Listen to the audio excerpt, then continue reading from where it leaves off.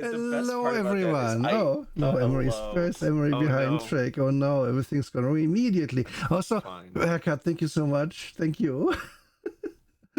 Oh, my God. This is a start. So, yeah, we are here. We are here with a game. And I think none of us like it. I think that is going to be pretty obvious pretty quickly, so I'm not even going to pretend. No. Yeah, thank you very much, Faircut, again. But the thing is, like, it's not even that, like, the game is so garbage or awful. It's just, like, boring. Yeah, it's... So... Which is where I'm going to tell my story, right in the beginning. Yes, please. When I met Merle Rasmussen. Yes, this is the author of this game, a designer, I should say. Merle Rasmussen is the designer to this game, this opus. Is his. So, I met Merle at a Gen Con several years ago when I was a junior editor for Chris Clark that I talked about. The same gentleman who said, "Don't mind about the little Klansman on the covers. We got rid of him." Is this one, yeah? Which I love this. But anyways, so a lot of these stories are like retrospect, where I meet this person and they introduce themselves and they think they're really hot shit, but I have no fucking idea who they are. And Merle is one of those guys who not only got offended that I didn't know who he was, but I didn't know his oeuvre. And I did not understand. Nura, can you zoom in on the little wizard? Yes, I can. Show people what I can 100%. So the little Klansman is the original TSR logo, which we can see right about here.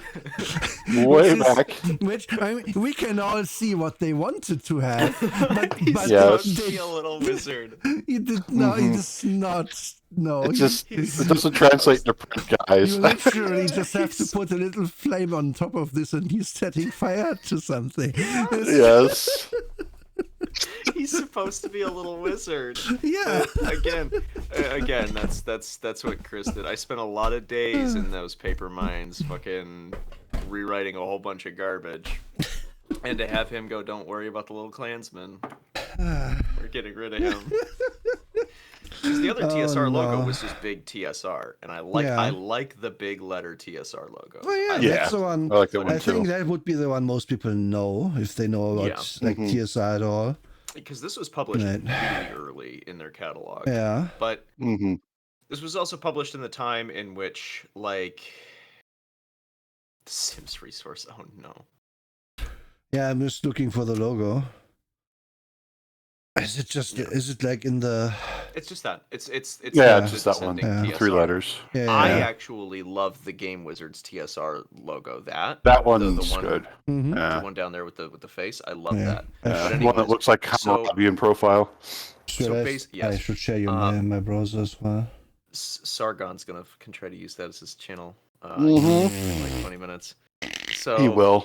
Oh no. But anyways. Long and short of it is, I met Merle, and he was just kind of an egoist, and it shows in the game design here for Top Secret. And it's an issue that a lot of people deal with, and it's not even the ego problem that we usually go over, where, like, Raven McCracken's like crazy.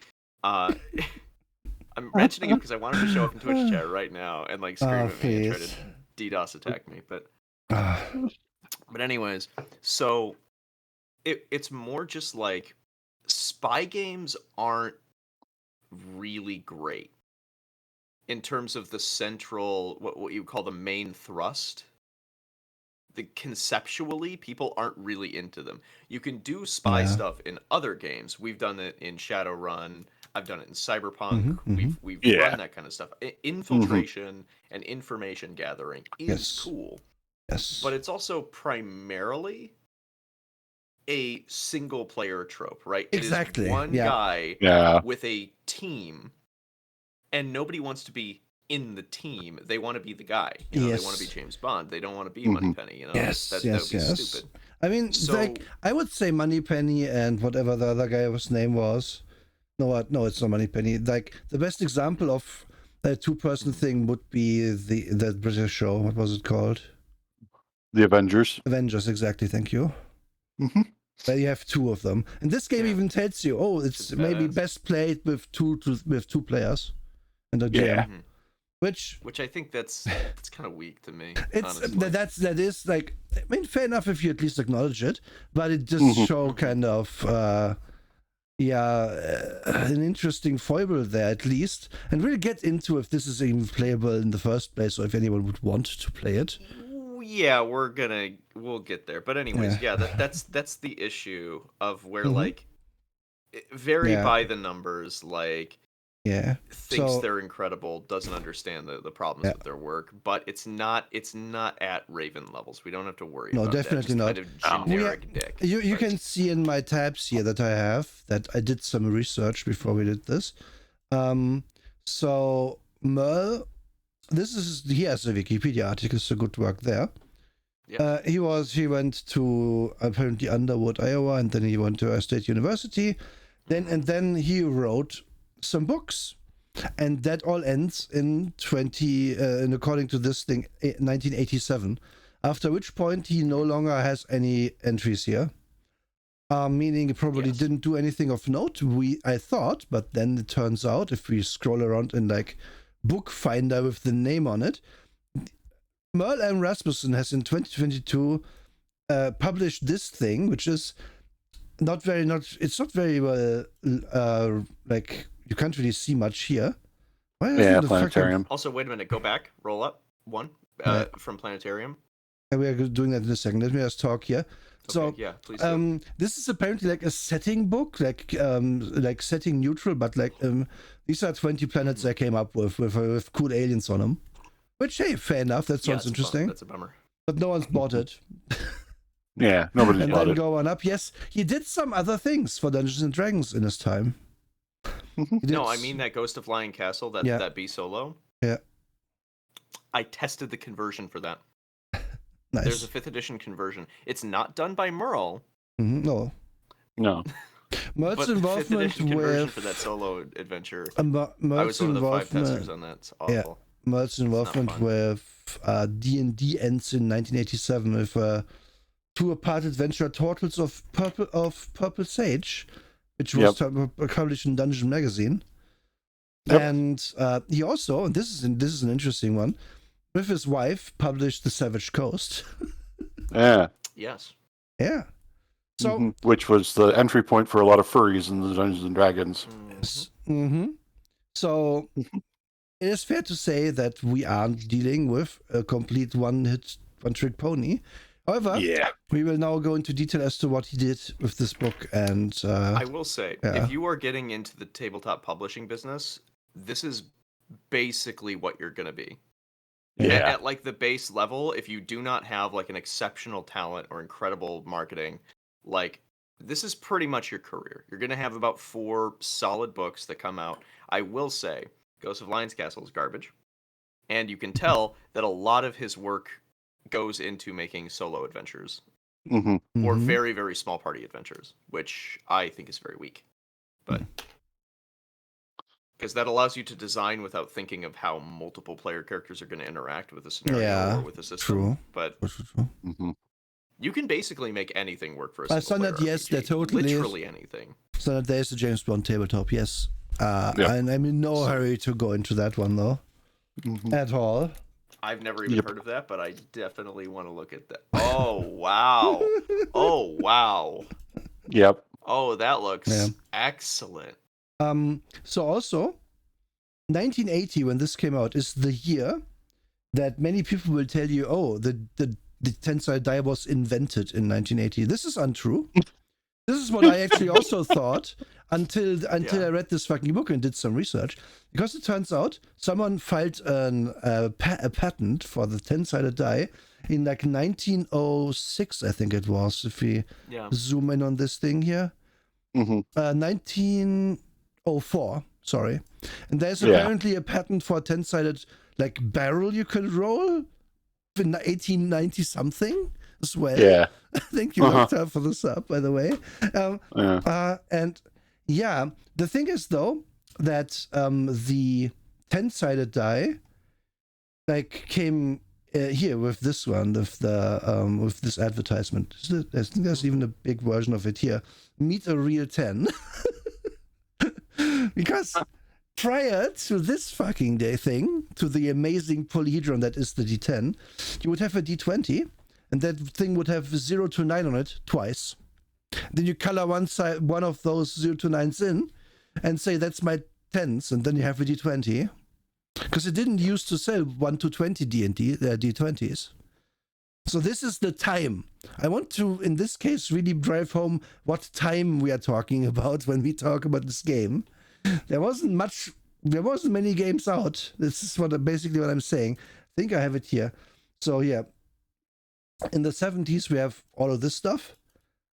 It starts with Dungeons and Dragons. Before then you have other things that are proto games like this, where you have a war game where you play a single guy or stuff like that, but it's very much we are on this table and there's going to be a tank here and we're going to fight the tank, and there's not really going to be a story, but you can play this one soldier if you like. And then the role-playing games start to come out, and as we see by the way, Boot Hill. I want to do Boot Hill sometime. Boot Hill is badass. Yeah. Boot Hill, yeah. We can absolutely, like, this is like a treasure trove of interesting stuff. You can see the really old stuff here. First edition Gamma World, 1978. What I was originally saying is this game, Top Secret, came out at a time when it was, what can we do?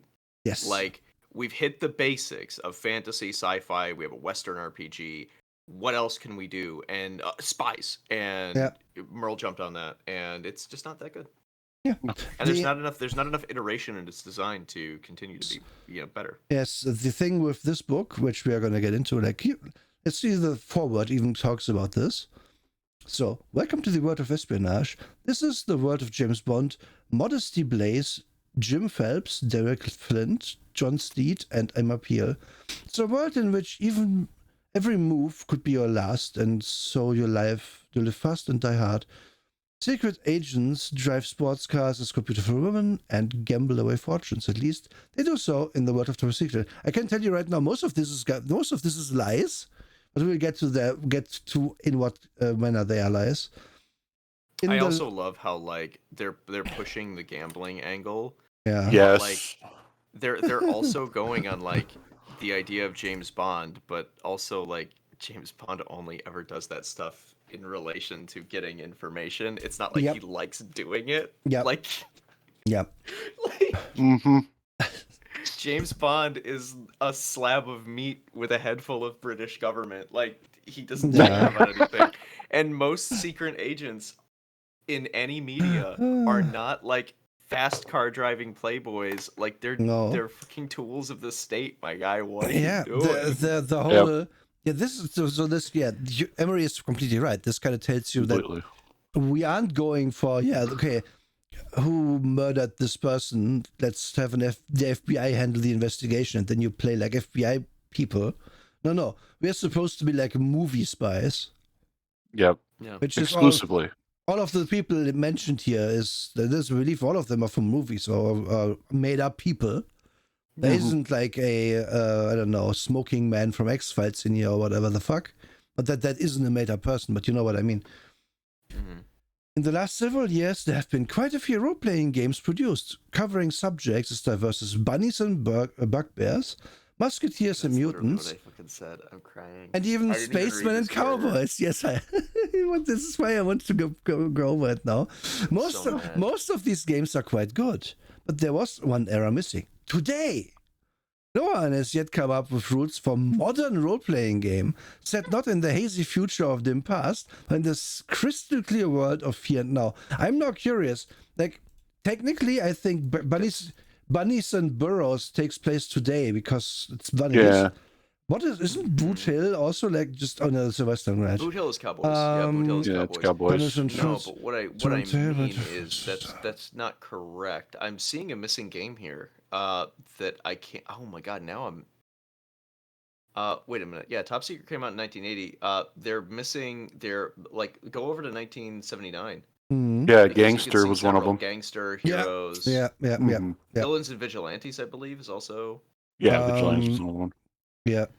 That's a superhero game, but this takes place in the now. Superheroes, that's true. And Gangster, Gangster is maybe not the now, but that game is about Al Capone times, which is close enough. You could play totally play that with this one if you really wanted but also, oh, wait a minute. Wait a minute. Merle would know this. This was published under TSR. TSR had an in-house modern like crime game.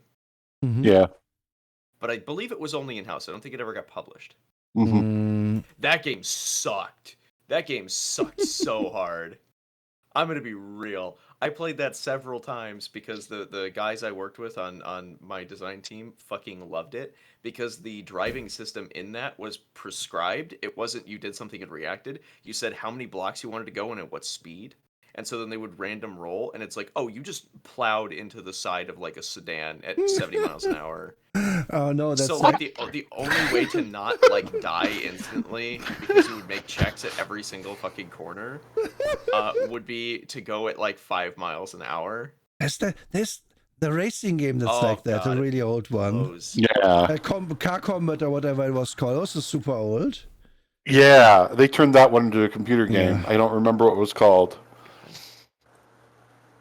But anyways. And what about TSS Gangbusters? I think it might have been come out later, unless it's a joke. But yeah, so then they got Top Secret, and this is from Alan Hammack, the editor of Top Secret, in January 1980. So they worked on this prior. So it's almost fair to say they didn't know that another game was out that probably had the kind of the same themes, maybe, or similar themes. And then we see Merle was game design development, editing was Alan, model editor Mike Carr. I'm not sure. They have some very legend names. Oh god, it took me a moment to realize. And then we have some suggestions. I have some art and some special things. So this is not exactly, this is one person's artwork, and then someone edited it. And the editing for 1980, pristine, very good. Again, for the time. And I want to give a shout out to Stu Ferguson, because goddamn, I think his cover photo is the best part of this game. Yeah, it looks badass. I do like the cover. Yeah, so there's some good art in here as well, like acceptable art, I'll say. Like this is fine. I'm gonna be real. I hate this art style. Like this type of like 1980s like fashion mag art. I despise it. Yeah, you can you cannot like the art style 100%, and I would even agree that this is like, but I think it's a fine. It's a fine art piece. It's well done. Yeah. I will say it's well done. I just dislike the style because it's an evolution of like pinup styles from like prior. Yeah, it is. And then also like that Soviet game you and Sundred were playing. Look at his thighs. Yeah. Look at his thighs. Red Comrades saved the world. Yeah. So yeah, 1980 again. So then we scroll down this is the time. So I remembered this game, but I didn't remember much about it when I said, oh yeah, this is Top Secret. I scroll down the table of contents and realized, 62 pages. What the fuck? Okay. Yeah, I will also say this is a thing that old TSR products did, and a lot of older games did in terms of their kerning and stuff and their spacing. I really like using the periods to space. Yes. I like that because so it much. Makes every line very clear, and I don't like how people don't do that now. Yeah. Yeah. Like this is me being a boomer, though. This that has absolutely no effect on anything other than readability, but I really enjoy it for my fucking old man eyes. Yeah, I appreciate it too. I like it more when they lose a line, even. But the dots are fine. And then so introduction. This is like the only bit of thing at all that we get. It's kind of it's Merle directly speaking to us. So, but it's also written like in character kind of thing. It's a bit stupid. We don't care. Yeah. So let's get into my notes that I have for. It's Merle speaking from his VTuber persona. Yeah, exactly. Yes. So here's how to use this book, which is again pretty fine. This book continuously uses he or she as pronouns and stuff. For 1980, pretty good. I like seeing that. Yeah. It tells you what the role-playing game is, which is again, these days those sections are almost useless to anyone. By the way, I have one last thing, one last aside, and it's in terms of pronoun usage that I think is really interesting. because now I'm forgetting his name. I hate it. But there was one piece of shit. You know how everybody continuously talks about old TSR products in like the really misogynist kind of weird way? Yeah. A lot of Gary's original manuscripts use interchangeable pronouns, and then the editor that he had, I forget who his primary editor was, swapped all of them and made the language much more sharp. Like Yeah. it's a big issue where it's like, man, this dude is way worse. Nobody's perfect here, but that dude made everything tangibly worse for everyone for like 30 years. And that's even like, you get people today who are like, yeah, but Gary sure was a misogynist, and then you know, it's the editor. Yeah. And stuff like that. Yeah, and like I not can't great. personally attest to that. However, everybody I've ever talked to about it was like, yeah, he was all right. Like So- normal, like normal amount for a dude who came out of the 70s. Yeah. Exactly. Pretty Like, average. yeah, you read this, it's like, oh yeah, this is what players do, this is what DM does. DM should be I like neutral and should like outcome based do a thing and try to tell a story, blah blah blah. And the winner isn't the guy who like kills the most dudes. If you just had fun, it's a win and stuff. That's fine. Works for me. Yeah. I want to win. I want to win by killing the most dudes. Oh, you can get more XP the way if you do that. Don't worry about it. I'm a Call of Duty player. I need to get my kill streak. This might say that you like win if you just had fun. However, if you want to get XP, just indiscriminately shoot crowds, because each kill you get from like civilians is still worth XP in this game. I roll up to the embassy with a PKM and level up 3 times. Exactly. I just stab fools out in the. Don't do melee in this game. Always gun. But we'll get to that. Always gun. Always. The game's supposed to be grounded spy stuff. Then Sunder just realized the problem. Yeah. I mean, so it is grounded spy stuff in the movies where, like, yeah, James Bond can have the submarine car, which doesn't exist, but it serves the plot, so he's gonna get it, so that's fine. But there won't be like aliens in this. I mean, you could do it, I guess, but it's not supposed to be. Well, it did say bluntly, there was that one time when there was a vampire. Yes, in the Uncle things, yeah. Once in the Uncle agents encountered an actual vampire. That was me, by the way. No, not really. Yes. So, and then we get to the aside where I did my dice research, where it tells you, yeah, you have these 20-sided dice, but we're using them as 10-sided dice. And this is how you do that. I forgot that in The Man from Uncle, they fucking fought a vampire. Yeah. They did, yeah. That show had many writers, and so it went off the rails. And then I tell you how to use a D10, because if you have to roll 2 and then you dedicate one to be the 10 side and then one to be your 1 side, and you can't just decide after you roll, you have to do it beforehand, blah, blah, blah. Fair enough. And then it tells you about graph paper. And this game has a big obsession with graph paper, which is very weird. Yeah, that's definitely a holdover. We will come to that in more detail later. And now it talks about number of players, which I already said, where it's like, well, you probably don't want like 5 players, because then sneaking is really hard. So maybe you have 2 players, maybe 3. And I would say to that, you didn't invent any rules that make it like possible for 5 players to do the sneaking. I guess that is true. As that's not exactly a failing of the setting or anything. It's a failing of you, but we'll get to that as well. Yes. Now, how do you get in this game? What is the character? You have 6 primary attributes. They are physical strength, charm, willpower, courage, knowledge, and coordination.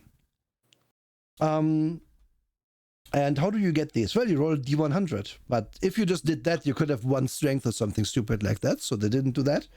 What they do instead is, if you roll a 1 to 25, you take that number and add 25 to it. So the smallest number you can have in a stat is 26. Yep. In this.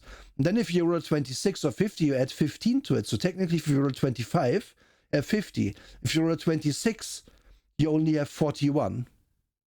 Yep. But that's the lowest you can be. So there's like breakpoints where you wanted to roll lower and stuff. This is fine if you want to really use D100s for stat generation. I would say, why would you have to do that? But you do roll down the line and randomly, and you can't assign these to your attributes as you want according to the rules that they wrote. Which is, again, 1980s, where you roll down the line and then you always play a fighter because you never have the good stats for what you actually want to play. Or a rogue is the other one. Maybe a wizard if you're lucky. But good luck creating a druid without like cheating your fucking ass off with 3d6 down the line. And I rolled them at home. I rolled my stats I wrote them at home. It's a 17, a 16, a 16, a 18, a 13, and a 14. I just got really lucky, man. Yeah, I don't know what to say, man. Yeah. Oh God, we've all been there. I've been on both ends of that because I did cheat at least a few times in my younger life to get a good character. Yeah. Eventually you grow out of that. I will say, I don't think... I think I've only ever really fudged my stat rolls twice, and it was back during AD&D where my GM went through a really weird obsessive roll in order phase. Like, they were really into it.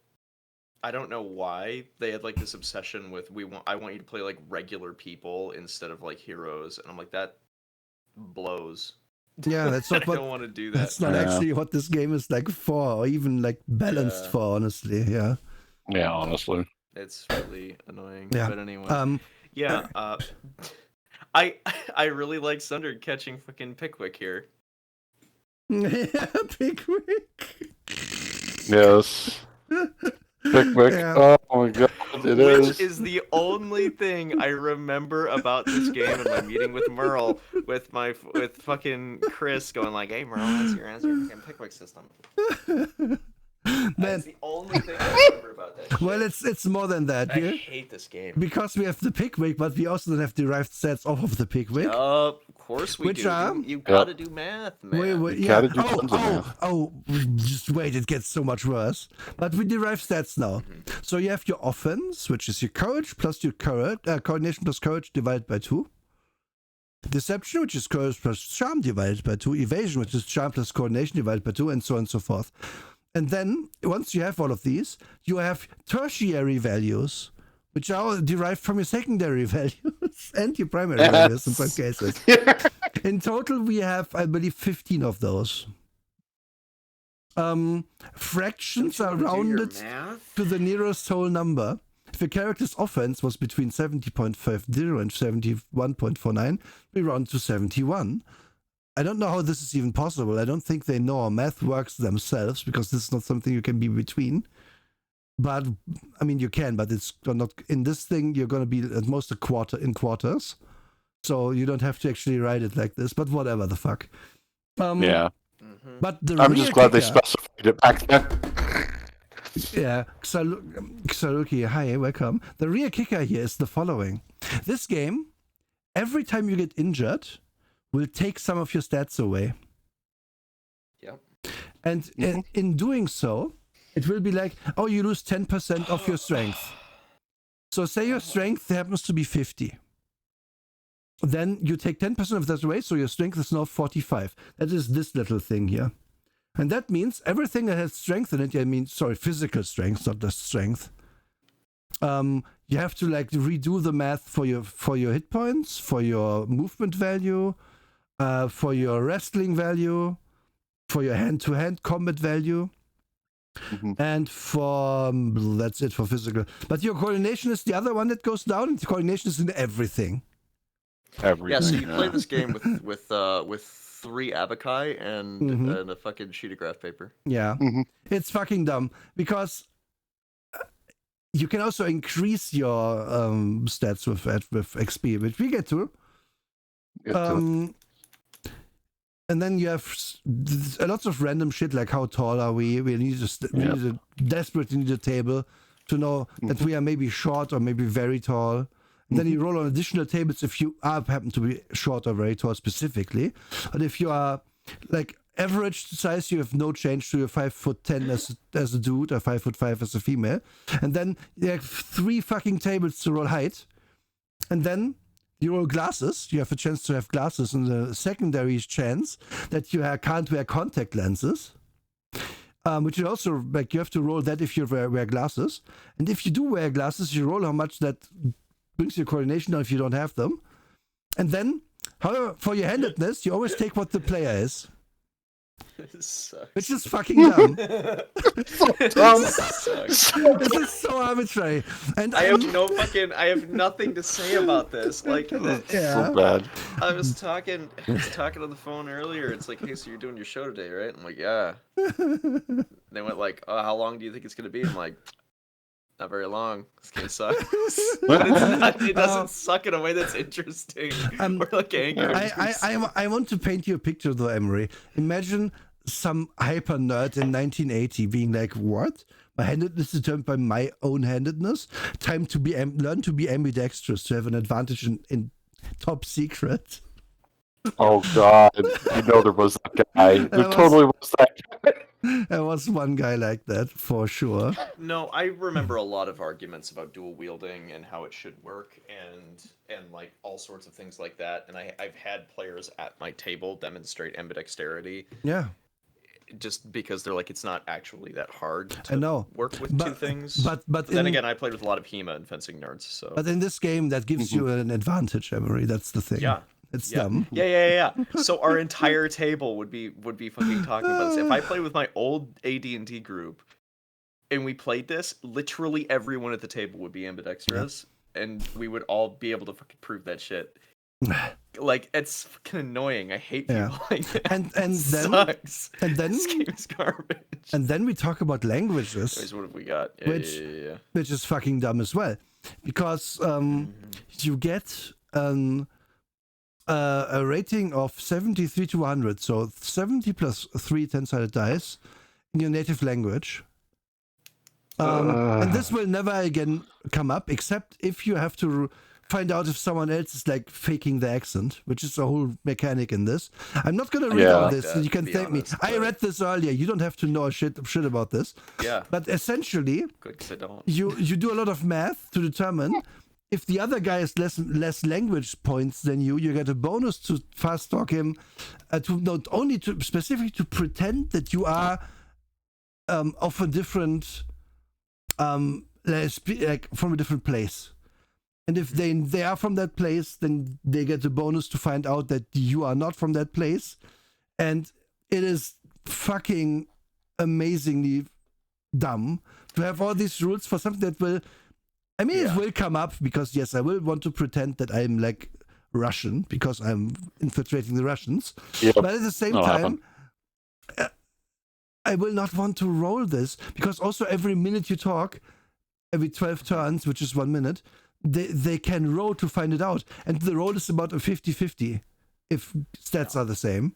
So, or even worse if they are Russians, which, I mean, probably they would be. Because you tend to like to fake out the people like you're talking the language of. And it's dumb. And it means that you can't... We are getting to the point where, no, there are not skills in this game. Not really. There's just rules, very specific rules for stuff that they thought was important. Yeah. And there's like ginormous holes in there in the things they thought were important. I also want to say like that I think it kind of I think that's kind of weird because I do like having characters who are faking voices. I like that a lot. And it's a difficult acting challenge to do an accent of a person doing an accent. Yeah. Like an impression of an impression is really hard to do, but it's really fun to do. And when your players catch that somebody has a weird way of speaking or that they're having like weird vocal slips, I think that's really cool. But like making it into a mechanic, most players are just going to be like, yeah, so my guy's going to fake a British accent. Yep. Like, And one interesting foible in this, other statistics, weight, sex, national origin, etc. may be chosen by the player or the admin, which is the game master. So the game master can be like, nah, you're playing a chick this time, Andy. Yep.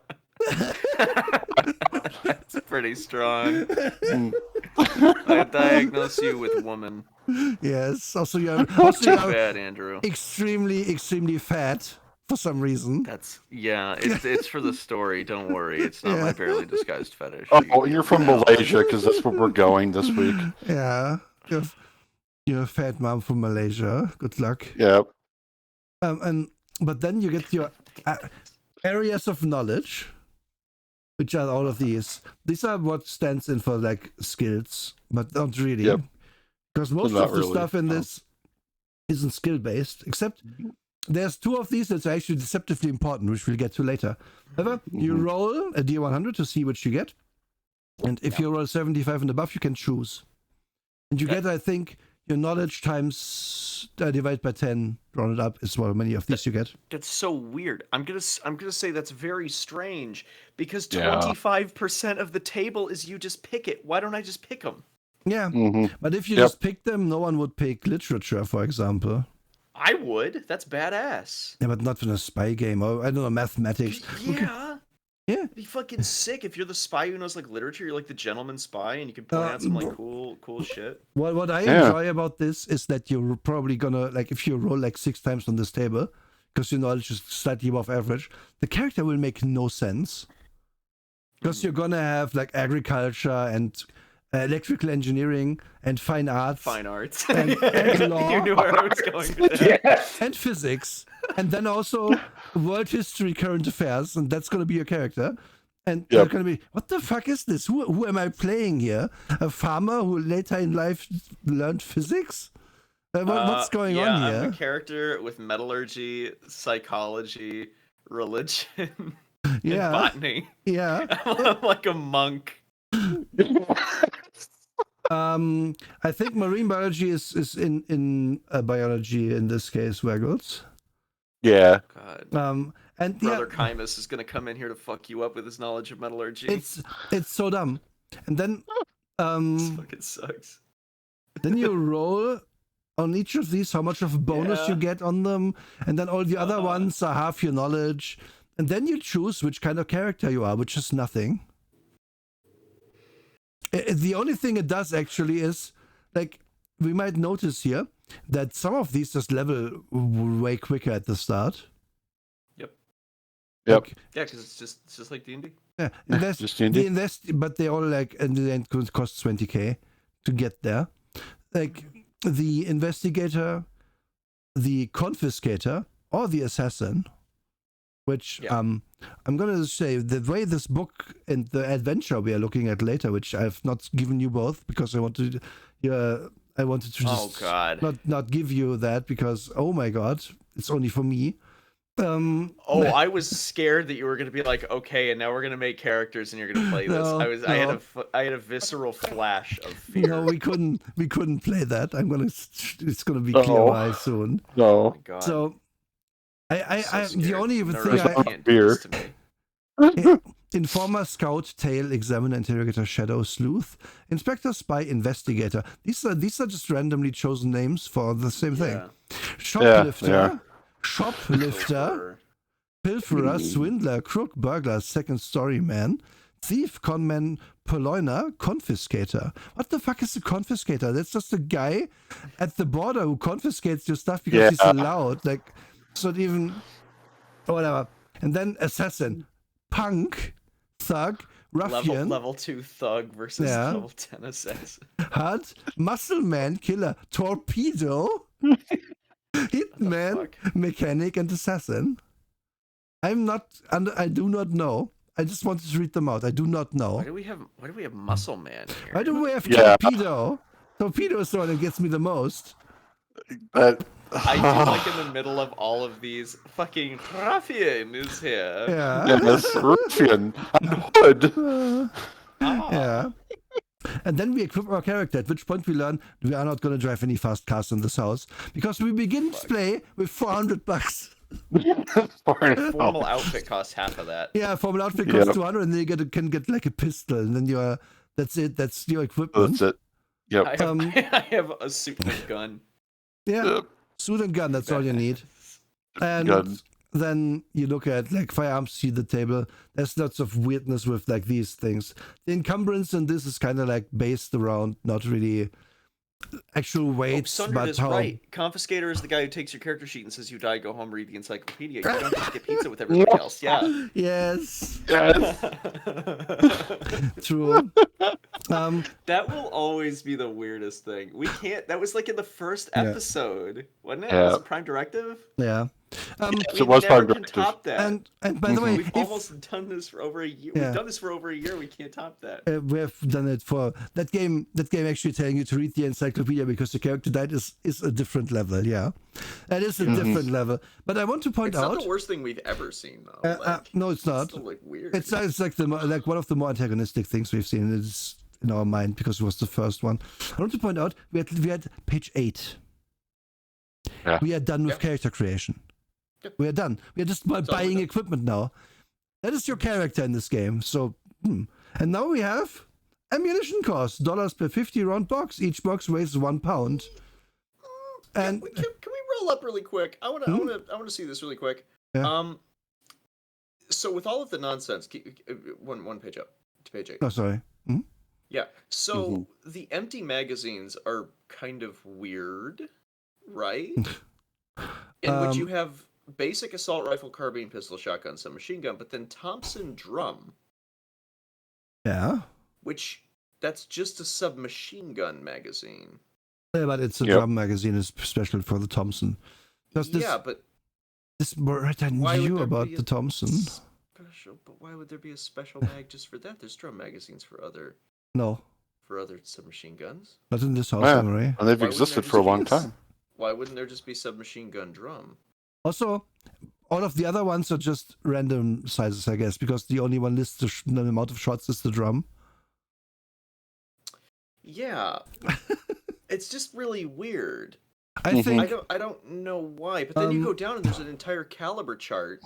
Yeah, I think it lists the drum special because firstly, the author literally didn't know about that other guns can have it, and secondly, that the normal Thompson in this book probably doesn't have a drum mag. And this smells to me like a game tester coming to me like, why hasn't Thompson got a drum mag? I know that exists, and then he put it here. Yeah. Just like in the movies. Yeah. But also, that's really weird. When has anybody ever used a fucking Thompson drum in a spy movie? Yeah. Also, want to point out that telescopic sight 4 times is $50, 6 times 100. You will never. That's actually pretty accurate. It might be accurate, but it will never come up in play. So much of this will never come up in play, ever, ever, ever. Yeah. I do enjoy that you can have a wetsuit for $100. You can technically just wear 4 of them on top of each other for your starting stuff, and then that's actually true. I guess you have armor. Also, that's not even accurate to the 80s. Wetsuits in the 80s were like $20. It's a good one, I guess. It is equivalent to about a couple $100 now. The real play here, by the way, is to start with $400, buy counterfeit money with its 10% of face value buy $4,000 of counterfeit money, and then just buy you equipment with counterfeit money in game. Just so you know. Why wouldn't you do that? It's a check to pass it off in the game, but you can just be good at that, I guess, if you want to be. Well, to actually comment on the Thompson thing, they were used in Diamonds Are Forever, but they didn't use a drum magazine. So, what the fuck?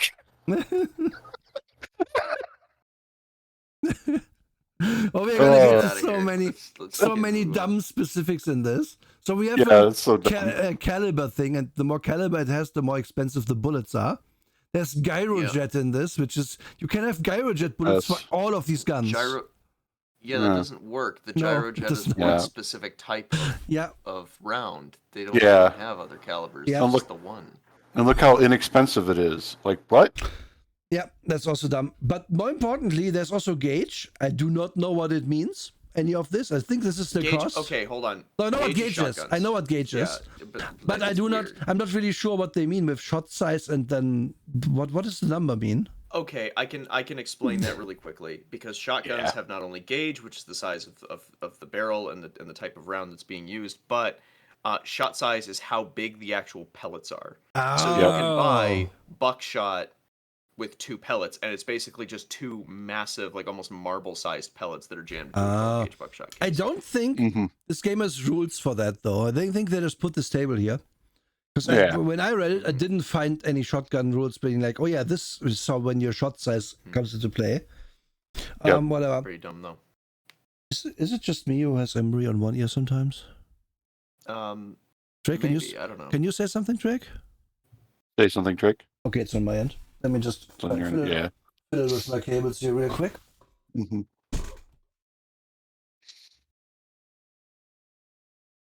Oh, yo, I can get a saber of foil for $40? Yeah. Yeah. Mm-hmm. Based. Yeah, I mean, yeah, but if you wanted like a dart gun, you can't have a fancy suit anymore. Also, an all-wave radio receiver costs $10,000 and weighs 10. Why am I buying this shit? Shouldn't this be like fucking provided for me? No, you do because we are playing. This is the deep dark secret of this game, Emery. We are playing D&D here, and you're supposed to have equipment on hand. Like this is all like buying a 10-foot pole because we are going to the dungeon. But for spies. Yep. 10-foot pole for spies. And then they quickly explain what the different surveillance equipment is, not really in any detail that helps anyone. While probe mic, rigid probe should be connected to a receiver, transmitter, recorder, or amplifier. Okay. Wired drop mic, flexible wire should be connected to a receiver, transmitter, recorder, amplifier. Okay. I also want to say this is really strange because when I'm reading this, I'm thinking about like dropping my friend Mike or contacting my friend Mike or having a long distance friend Mike, because that's not the spelling that you use even in the 80s. Yeah. That's not the correct spelling. Yeah. That's not how you shorten that. I'm kind of bothered, but it's less about me being like really rustled and more just like what am I supposed to say about this garbage? And now we come to the best line in all of this. Any other devices should be self-explanatory, but limited by the admin's judgment. So anything we didn't just put into these 30 lines of text, that's just self-explanatory. Just don't worry about it. DM will tell you what it does. Like this, we own in the 80s, paper was very expensive, and they had so little of it there couldn't be longer explanations here. Yeah. Mm-hmm. Wonder how many copies of this sat in Merle's garage. And then they talk about special equipment, which is like the scuba car from James Bond, which is like, yeah, we don't know how much it costs. It's going to be really cool though, but you can't have it until level 4. Yep. It is recommended that until agents reach the 4th level or higher, they should pay for their own special equipment, which they probably can't because they know how much you make in this game because you get paid at the end of adventures, of course. And, oh God, like, you are not James Bond in this. You're some schmuck who happens to be For in the spy agency. The admin is told that an agent would like to order a .357 caliber pistol that fires one slug backwards unless a small safety is released. How's that gonna work, bud? How's it shoot it backwards? It just has one, like in the grip pointed backwards, and then it somehow gets hammered. I don't know. Yeah, how's that one work, bud? I don't know about that. It flips the cool gun around on you or something. Yeah, it's kind of like a swivel. Like it spins around. So, and now we get to game systems. Distance in the game. When the maps of the admin or the players are drawn on graph paper, we have to do that. This game just entirely assumes you will do that. Yep. It will be convenient to consider one square as equal to 10-foot by 10-foot area, regardless of the scale. Although paper with 4 to 5 lines to the inch is generally found to be the most readable and convenient. If inches are used, 1 inch equals 10 feet is an acceptable scale. And he talks about time and drops the concept of the shot caller in there like a little bit, where it's, you don't know if you know old-timey games, folks, but it used to be that the group would huddle, talk to each other, what they would do, and then the shot caller would stick his head up and tell them, we are doing the following. And that could mean that your idea just didn't go because the shot caller just didn't want to do it. And then you would be angry. Yeah. Top Secret Universe James Bond is a gambler because he has to pay for his own equipment. It's true on that. Yes. and also you're supposed to map as the players, like draw on your own graph paper, because that's always the thing that I enjoy the most about old-timey games, where it's like the DM spends like 5 hours at his desk laboriously drawing a map on graph paper, and then he's not allowed to show that to the players. No, what the players get is their own empty graph paper, and the DM then very complicatedly explains what he drew. And then the player who has to map it always gets it wrong, and then gets blamed if the party dies. That's what that is for. Now, I have actually had a GM. I've only ever had one GM have us draw our own map. However, they only did it in one instance. Mm-hmm. It was a post-apocalyptic game, and we were mapping subway tunnels. Yeah. Oh, okay. Yeah. And like that was badass. We had one player who did that, and it was really cool because we had a very detailed map, and we had everything marked down. We knew where we were going. Yeah. I really liked that, and it worked out very well. But then like the Overland map was done by the GM, and it's like other than that, like no map. I'm not knocking the concept of letting players map. No, I think it's weird. I think it's weird, like saying like, yeah, I have my own map that I've made, but you guys got to draw your own. Yeah. Yes. That is so weird. Yeah. It's like, again, it can be a cool thing to be like, well, this is an actual fucking maze, and the point of today is that you don't get lost in it. So maybe you want to like draw something. Mm-hmm. And maybe then it's an in-character thing where you let the character who has the best in-character knowledge of that shit draw it, but then the player isn't very good, and then he fucks up anyway, blah, blah, blah. Can lead to interesting moments, for sure. But if you're just like, yeah, this is a town, you're in the hotel, and then the player has to be like, how many feet long is the hotel? And no. Things slow down so fast. And then one of the things I really love the most in this, and which tells you a lot where this game came from and where the let's say inspiration came from. Mm-hmm. So generally 8 hours of each 24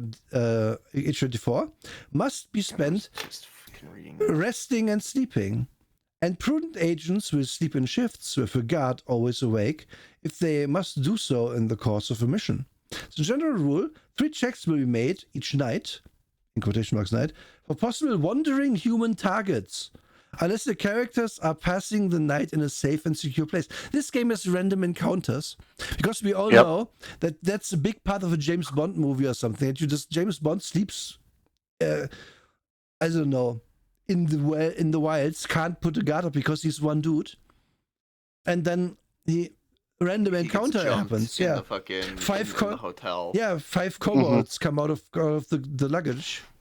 Yeah, that's so I tried to take a drink of coffee, and I'm just thinking of fucking 5 kobolds jumping out of the dining cart in fucking James Bond's hotel room. It's already better than this actual game. From the fucking from the Dungeons and Dragons arcade game that like yeah, exactly. Like. And then it turns into the scene from fucking Speed Racer where the ninjas jump out and fucking like Racer X starts spin kicking them and shit. Yeah. Yes. Where's my Speed Racer tabletop, guys? It's also, the game tells you played with 2 players and 1 DM. Yeah. Fuck that. So you can't do the guard shit if it's 2 players. How would you do that? Can't. And it's all too bad. And then sorry, Tarek. Yeah, I have a thing to add about the random encounter thing. And it almost feels like they're like, why don't you play Pink Panther the game and have Kato just abruptly attack you out of nowhere to make sure that you're keeping watch? Yeah. Like, oh my god. Wait, hold on. Wait, Kato. Wait, are you talking about Green Hornet? No, I'm talking about Pink Panther. I'm fucked up. I haven't seen anything Pink Panther related in maybe about 15 years. Okay. I don't fucking know anything. The only Kato I remember is from fucking Green Hornet. I think he refers to him as Kato, but he's not actually Kato.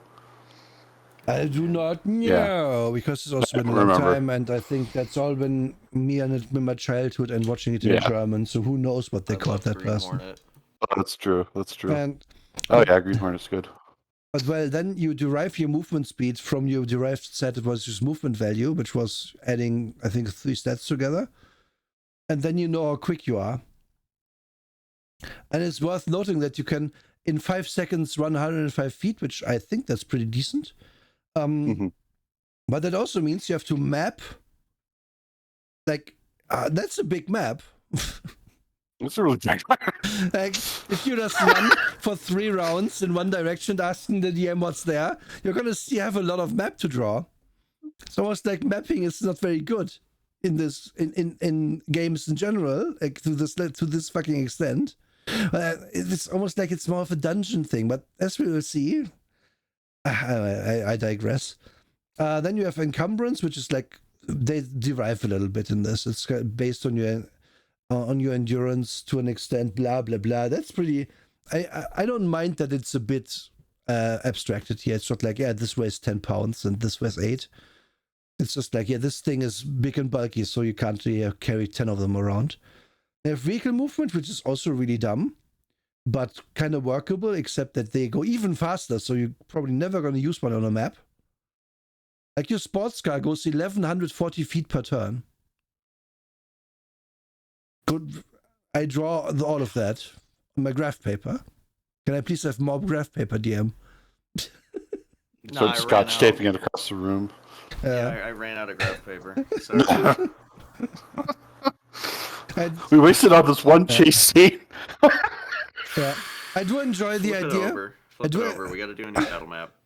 Chase paper over, all right. I do really enjoy the idea of my agent starting with a cool suit for $200, a bicycle for 125, and then having 75 left for like a gun and a rapier.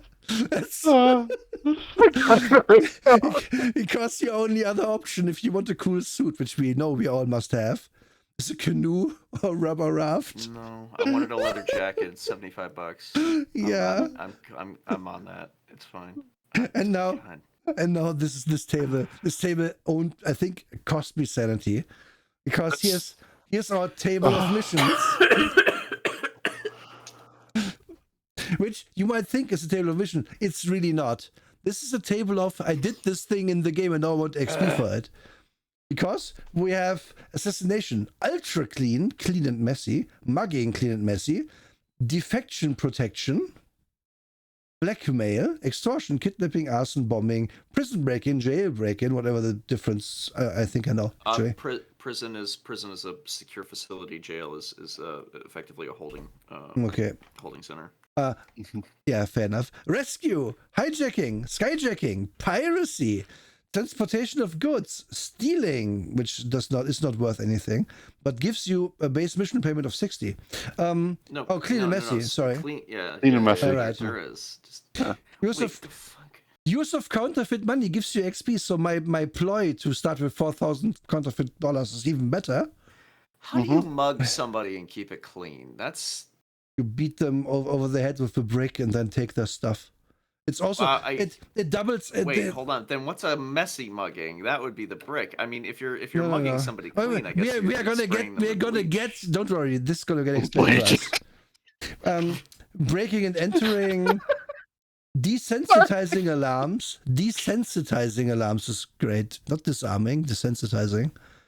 Animal handling, lying by assignment. Tailing, 1 per move taken, by the way, it's also very good.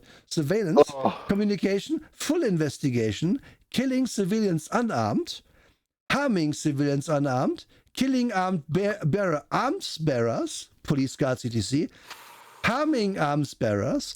Killing is worth more XP than just harming someone. Yeah. And all of these dumb codes here tell you, like, if this is your main job, the DM should tell you A, B, and H. For example, if you do a kidnapping, A is identity of human target. B, latest location known of target. And H is amount of ransom to demand. But they should not tell you for the what did I do? Kidnapping. E, G, and I. E being number of persons present at the target. Number of guards present at the target, and target has chance of being armed. They shouldn't tell you that. My brain. And then there's possible complications, which are for kidnapping are KLM&O, police investigation, revenge by injured targets, possible interception, and occupational hazard, which has an asterisk. There are sections detailing each of these and the complications. This is the first game that we've reviewed where you get XP for killing unarmed civilians and petting your dog. Yeah. Like, literally. Yeah. Yeah. If you kill your neighbor and then pet their dog, and you get XP for it. Okay. So the optimal solution to this would be to take a PKM to the airport, mm-hmm. and then after you have done no Russian, then you go down to the pet store and pet all the dogs. Yeah, exactly. Yeah. And then kill the owner and set them free. Oh, okay. So we know that. So a clean mugging is if you maximum harm them in the process. Don't take automatic firearms to the airport. Is if don't do this. Don't do that. I need to make sure. Oh, okay. So the difference between assassination to mugging is in the mugging the target survives. A clean mugging is if you mug them and they lose life. A messy mugging is one of your players also loses life points. And now for stealing. To remove one object target from its location. Clean stealing is done without the assassination or mugging of someone. Messy stealing involves theft where someone is harmed or killed. Wait. So it does double. Yeah. Like, you get more XP for assassinating somebody and stealing. If you're going to assassinate or mug someone, you always also steal something from them. It's free XP. Yeah. It's free XP. Yes. And then pet their cat. Yeah, and then pet their cat. And maybe have an eye patch on because then it's counts as piracy. I don't know. No, if you do it in the sky, it counts as skyjacking. Yeah, I always do it in the sky. I also steal their dirigible. Where's piracy? I want to see what they define it as. Lab work? Oh. I do though. It's terrible. This sucks. No. Hijacking piracy. It's right there, Nora. To steal a water vehicle or to steal from one. In the loser sense of the definition, most crimes from the high seas can be considered as piracy. Wait, skyjacking to force an air vehicle to land someplace other than its intended destination. That's not skyjacking. That's forced landing. That's a different type of. That's a different type of crime. Skyjacking is stealing a plane. Yeah. The fuck. But yeah, here we go. This is so. And I can get XP for skyjacking by landing a crashing plane. I can just imagine. Like the discussions on at the table where we are like, because not only it's a tax audit. I'm auditing my fucking game session to get my XP. Right. Not only do you have to keep track of how many muggings you did, you also have to keep individual track, because if you weren't involved in that particular mugging, you don't get XP for it according to this book. Yeah. So if only one of you transported the goods, technically the others don't get XP for the mission. And so on and so forth. It's really smart. But if you gun down 200 unarmed civilians, that's your XP. That's all yours. Yeah, but you can only get that if you're with the Assassination Bureau, by the way, killing unarmed civilians. Yes. Which makes it even stupider. Yes. Exactly. Not everyone gets XP for everything. If you didn't choose assassin, you can't just gun down people willy-nilly. Which is why I say you should probably be assassination. Yeah. Like the worst one by far is the one where you steal stuff, because that even levels the slowest. Mm-hmm. So okay, this is clearly like completely unplayable already, right? Like who would? Yeah. Like, this part, no one would want to do ever. No. Ever. Yeah, that's never. Absolutely like, insane. We are like. Emery says, okay, I like doing XP. I also don't like. I'm not someone who likes it, but I say, okay, if you want to do it, I don't mind it in D&D, where it's like, yeah, that monster's worth that much times 2 because the group was lower level when they fought it, etc. That makes sense to me. But being like, well, you broke into a prison that's 400 XP, but we didn't, and also you get $40 for it, and 100 burrow points, whatever this fucking thing means, I don't even know. Burrow points I have not seen brought up in another place of this book. Yeah, so... I haven't either. It's a mystery to me. And that's Thunder, just like I actually have a reference for this that's gonna make a weird amount of sense. because I'm going to make two references to D&D in 3rd edition. So in 3rd edition, they encouraged you to add minor amounts of XP based on level. I believe it was like 5 times level per skill check that you succeeded.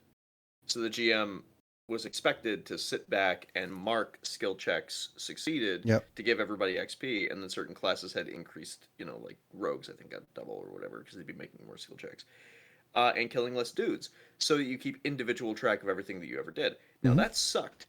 But also, this is just a quick aside, because the assassin specialization, the prestige in 3rd edition, we've talked about this before, the final requirement for it was to kill somebody like who's completely innocent, just kill a random person, which is the most non-assassin thing ever. I understood it. I understood the burrow Assassins bonus. Kill one specific guy. Yeah, what's up? So everyone gets the 500 for killing a dude ultra clean. And if you're an assassin, you get 100 bonus. So killing civilians, anyone gets 25 XP for that. But if you're an assassin, you get, for killing random ass people on the street, you get 125 XP. So I implore you now even more to play an assassin in this game and just kill everyone. Like preferably while you are hidden somewhere. Sniper people become the guy in the clock tower. Holy fucking shit! Like there's this is Psycho Simulator. These 4 lines, so I guess technically it's 7 lines of thing, tells you a lot about the person who wrote this book, doesn't it? Like why would just killing a random grandma out to buy groceries give you XP in anything? This is like GTA Saints Row logic. Guys. Yeah. You only need to kill 160 civilians to get to level 20. Yep. It's great, isn't it? I mean, honestly, that is... Get the peak here. That seems way easier than doing what you're supposed to do. We are going to American shopping mall. We are going to get level 20. Yeah. It's way better than boars. Killing boars in the woods last year. More dangerous boars. They killed my all assassin party. And then also this book has a ginormous hard-on, and we'll get to it even more later about these things, where it's like, briefing information A and B, and then it tells you below what A and B means. That breaks my brain. Once we get to the weapons, you're gonna just die off. It's even worse. Brain aneurysm. I have one more comment about this table. There's also ultra clean assassination 500, full investigation 400. So 5 minutes of a James Bond movie 500 XP, an entire episode of Columbo 400 XP. Yeah. What?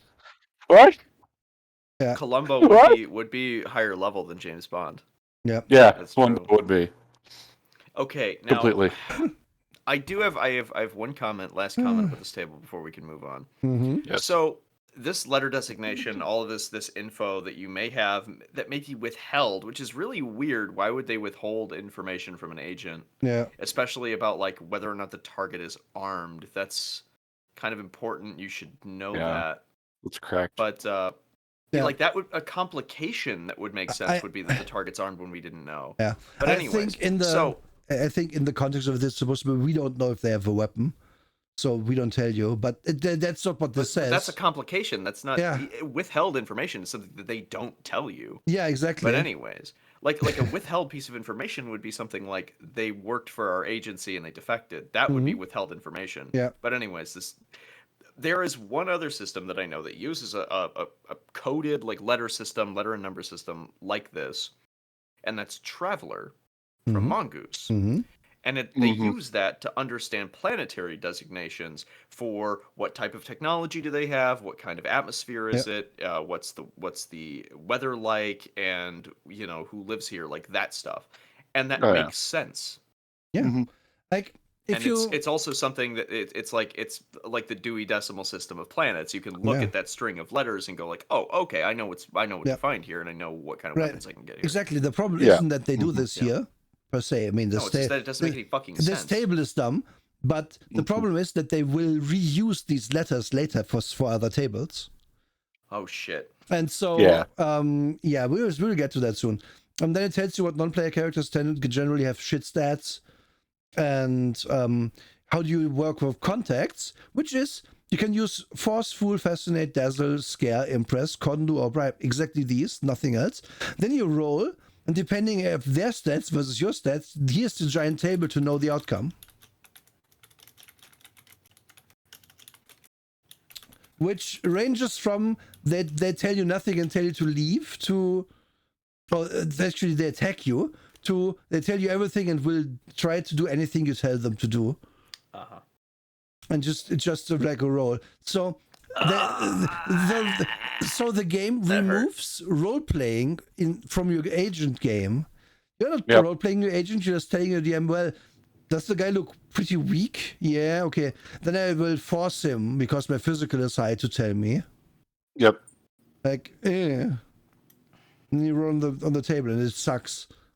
And they tell you the different things that is fooling, bribing, and so on.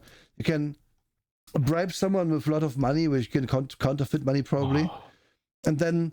So, I want to talk about how much that sucks, that reaction table. Yeah. That is an obsession with some people, and it still happens today, of pre-programmed NPCs like it's a fucking video game. Yeah. But like the cool thing about tabletops is that you can have people react like people. Yes. Like that they may do something that's out of character, or something that's kind of just a burst of differing attitude or temperament. So, you have that weak-willed dude that you go up against, and he breaks and just swings back at you. He may not win, but, yeah. That's a different reaction than the one you thought. It happens all the time. But this is just like you're just wasting my time with this input-output garbage. Like, it really is. It's also like, I don't like this game. Yeah, this is Guys. Stuff like this is just really dumb, even for the time. I think makes sense. It's especially weird for the time when there was legitimately none of that. Like, that wasn't even a problem, because people are doing it now to try to streamline and get rid of, like, not get rid of role playing, but just like make it easier, I guess, for GMs to just very quickly on the fly make stuff. But like, you shouldn't need that as a tool. That's a weakness of yours that you need to fix. But like this, you're not even at the point in which you want to streamline things. Things are still being made new, man. Yeah. And what are you doing? They're doing weirdness, because also bribery, how much money you give someone isn't like contingent how rich they are, how much they need money. It's contingent on how much willpower they have. It's a high willpower individual will need more money to be swayed, but everyone is eventually swayed. Enough money. There is no context in which a guy is immune to bribery in this game. Random location, monastery. We can go fight monks. Yeah. A monastery on a horse race track. Oh no, indoors autos. Sorry. I guess it's different. And look at this man with his antenna. What the fuck? What is that? Why does he look like Ringo Rodigan from JoJo? I don't know. Maybe this is his very weird stand. He looks exactly. I'm not even joking. I'm gonna go get him. Oh, I know what you mean. Like, I want to go through this a bit quicker if I can, because Please just get out of here. Like let's but if guards appear, you roll if they are armored. You roll for their weapon, and then you roll for their ammo. And then you also roll for their ammunition for shotguns if they have shotguns. Yeah. So my guards actually rolled up with shotguns that have gyrojet rounds. Yeah. Makes sense. Gyrojet shotgun rounds. Yeah. It probably might make more sense there than in like a normal pistol, because at least it's enough room to jam one in there. But no. Wait. No. The gyrojet was a pistol. Like, there's no way to make. Yeah. No. There's a way to make them bigger. That's not what. Yes, there is, but I mean, like, it wouldn't make any fucking sense in a shotgun. I'm losing my mind. I hate this. But you can. But that's also like. The next thing is like they give you like these kind of real guns like 5.56 millimeter NATO M16 with a V, whatever the V is. I think that's the gun in this list right now. It's the V. They tell you here. But then they tell you it can have gyro jet rounds. No, it couldn't, because it's 5.56 millimeter NATO standard. That's the actual fucking NATO is actually the part of the name of that ammunition, you dumbasses. Yes. And 5.56 NATO is. Yeah, but hold on. What kind of guards are coming out with 410 shotguns? But they come Those out are snake guns. Yeah. What are you doing? Who's coming out with a fucking 22 double action? What the fuck? What guard is coming out with a 22 mag? What? Yeah. What is this? I do love the idea that the badass guard force comes out and you roll and they've got like 22s. Yes. We were out plinking. We came back from the range. I hate to make us roll back to something, but that random location table, you're supposed to use that when somebody's escaping from you. Yeah. So you could roll. Okay, let's say there's a wilderness nearby. Let's roll for that. Oh, they escape into the Arctic. Yeah. Like, yeah. They jump on a yacht and then go away. Yeah. Where's the river? Oh, there isn't one. I glossed over it, but yeah, you can just roll like that. Now the guy you were questioning is at the fortress or the sauna next time you meet him. It's so dumb. He runs into a telephone booth. He's Superman. Yeah. And then also the police can just randomly appear with a water vehicle. It's badass. Like, and oh no, sorry. The agent begins to escape with water vehicle. Then you roll if they come in a boat, helicopter, or an airplane. The police is an airplane. Very low. The police has a 50% chance with an airplane if you escape with an air vehicle. What police is an airplane? What are you talking about? Like, SWAT cats, Nora. It's SWAT cats. Those were vigilantes. And then the police. SWAT right in their name. What do you mean? And then you roll if the police carry what weapon they carry on themselves, what weapons are in their car, and if you resist arrest, how often and how much do you get cuffed? It's also a roll you do. Like gagged and wrist cuffed. That's not an arrest. That's a Friday. Yeah, but then you resist again, and then you get no cuffing, and I don't know what that even does. Ankles cuffed only. Who the fuck's cuffing only the ankles? Yeah. What is that? I don't know. And also notice that this reduces your organization by 34%. What is 34% of 54? Please get your calculators out right now, because this is important. Wait. Doesn't it just reduce it by the percentile amount? So I would have 20% of my coordination. No. It can't reduce you to 0, Emery. You lose a percentage of your stat each time. Yeah. So if I tell you lose 20%, then you do the math. What is 20% of 54? Well, it's 10.8, so 11. So I reduce my 54 to 43. So please do that for 34 now. This sucks. Yeah, it does. Yeah. And then you derive stats. You have to derive all your stats again because your coordination went down. Because your coordination is in basically all of them. Yep, you have to do all your derived stats again. And then the next thing the DM says, "Oh, by the way, you're uncuffed now." And you're like, you're erasing your entire sheet again. Yeah. That sucks. They cuff you. Please do the math. No, they uncuff you. Do the math. No, they cuff you again. Do the math. No, it's a different cuffing. It's only 32%. Yes. I can imagine like there were special sheets that just like had each potential state of being cuffed or gagged just written on the sheet, and they had them derived to start with just in case. Yeah, but Drake, then you get shortened. Your base stat goes down by 9 or something. And then they have to erase 5 columns instead of 1. And 20% of that is permanent damage. So they have to do all the math again anyway for all of your sheets. Yep, all of it. And I'm not exaggerating. That's exactly what the rule says. Exactly what you have to do, yes. It's so bad. So yeah, then there's like, I don't care anymore. There's payoff. You get like XP and you get like health back eventually.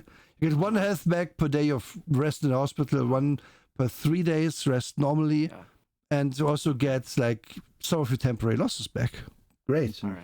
You get the XP, and your payment is this simple. This formula: agent level times human targets level times a D10 roll times the base mission payment and 25% bureau bonus if applicable is your payment.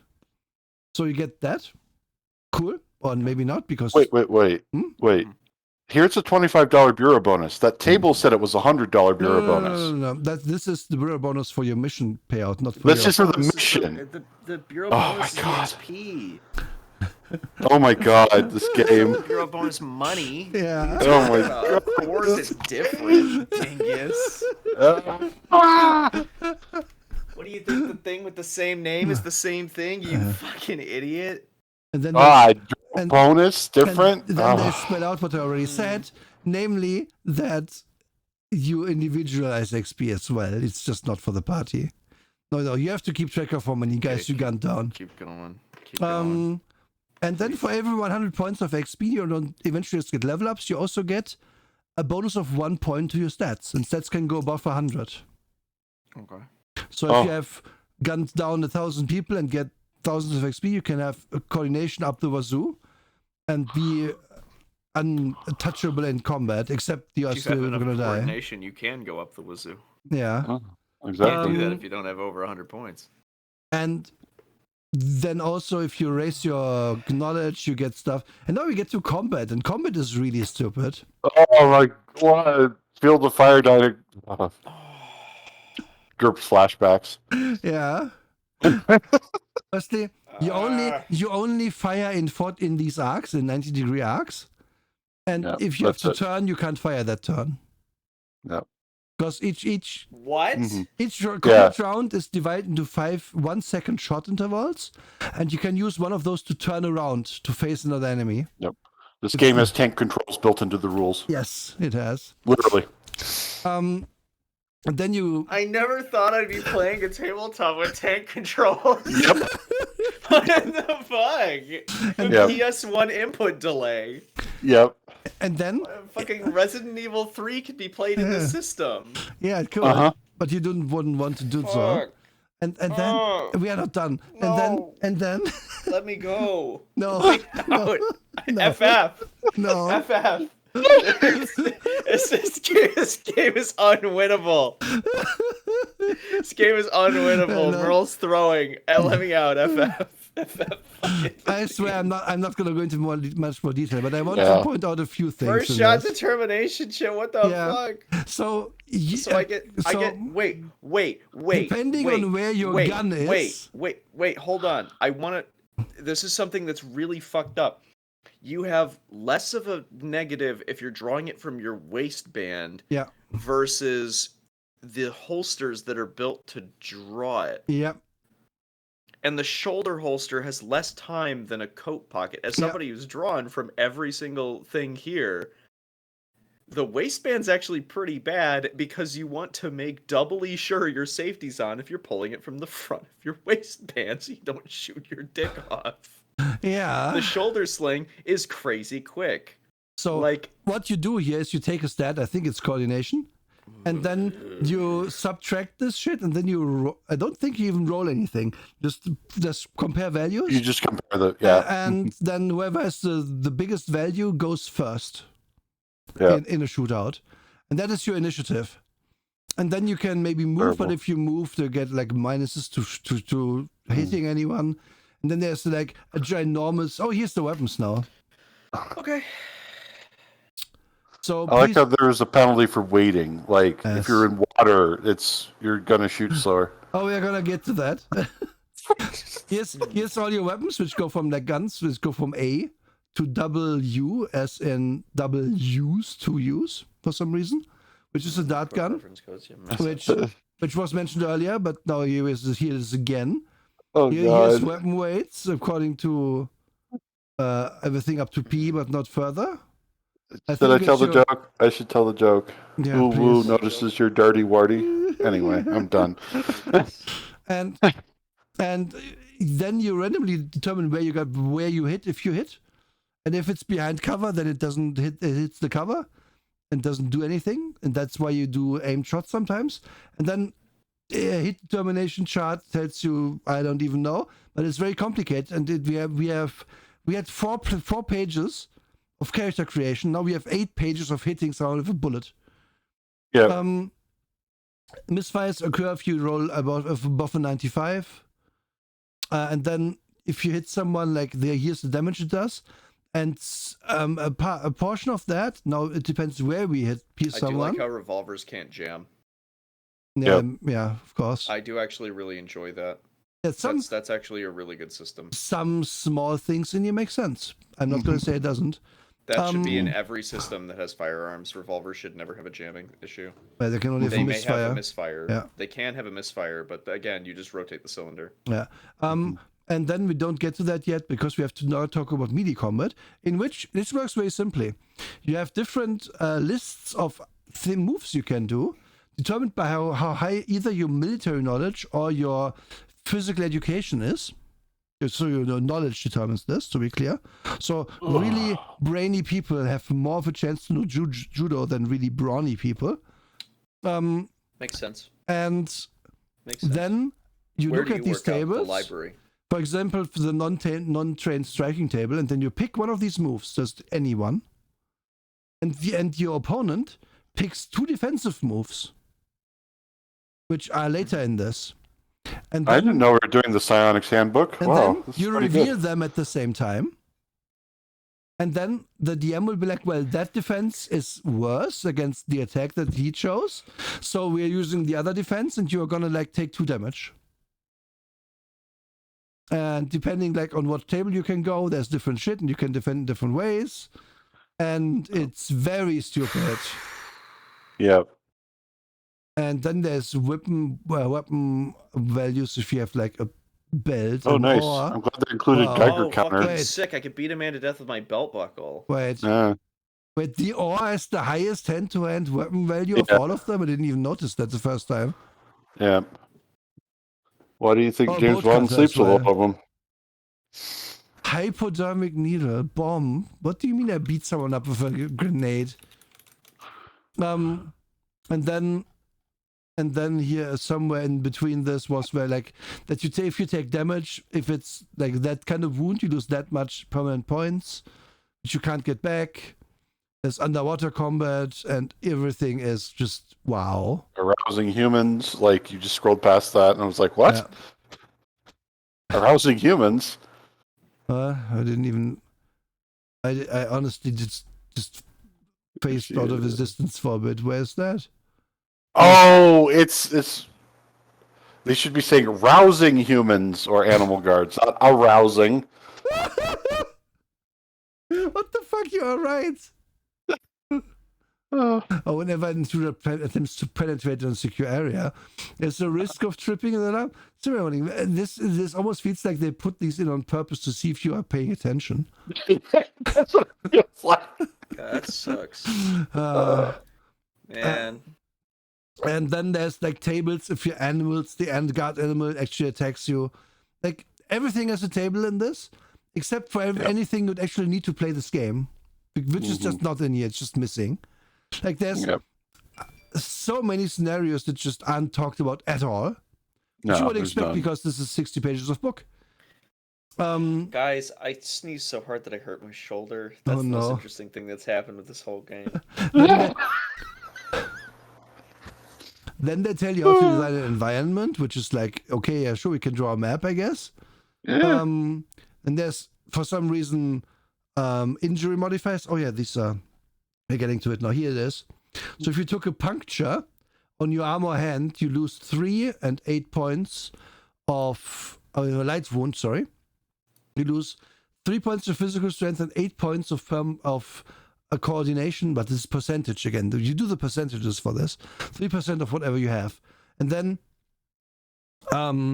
you look at it. So this was a laceration or a puncture. So of those 3 points, 30% of those 3 points are permanent loss, meaning none. But of the 8, it's 1 or 2 maybe is permanent loss. And then you have to keep track of that, of your permanent and your temporary losses separately, because that seems fun. And then there's some stuff about barrel length that gives you a bonus to stuff. Okay, I will say again. Oh, well, hold on. Okay, wait a minute. That is accurate. Longer barrels do. Yeah, I know. Fucking add to the velocity of the round, but that's fucking dumb. I'm not contesting. To do it tabletop, like it's correct, but stupid as fuck. I'm not contesting that. That makes sense. It's just like the most random tables you've ever seen just appear out of nowhere. It's just how pinpoint specific they are about it, to where I'm like, wait, what?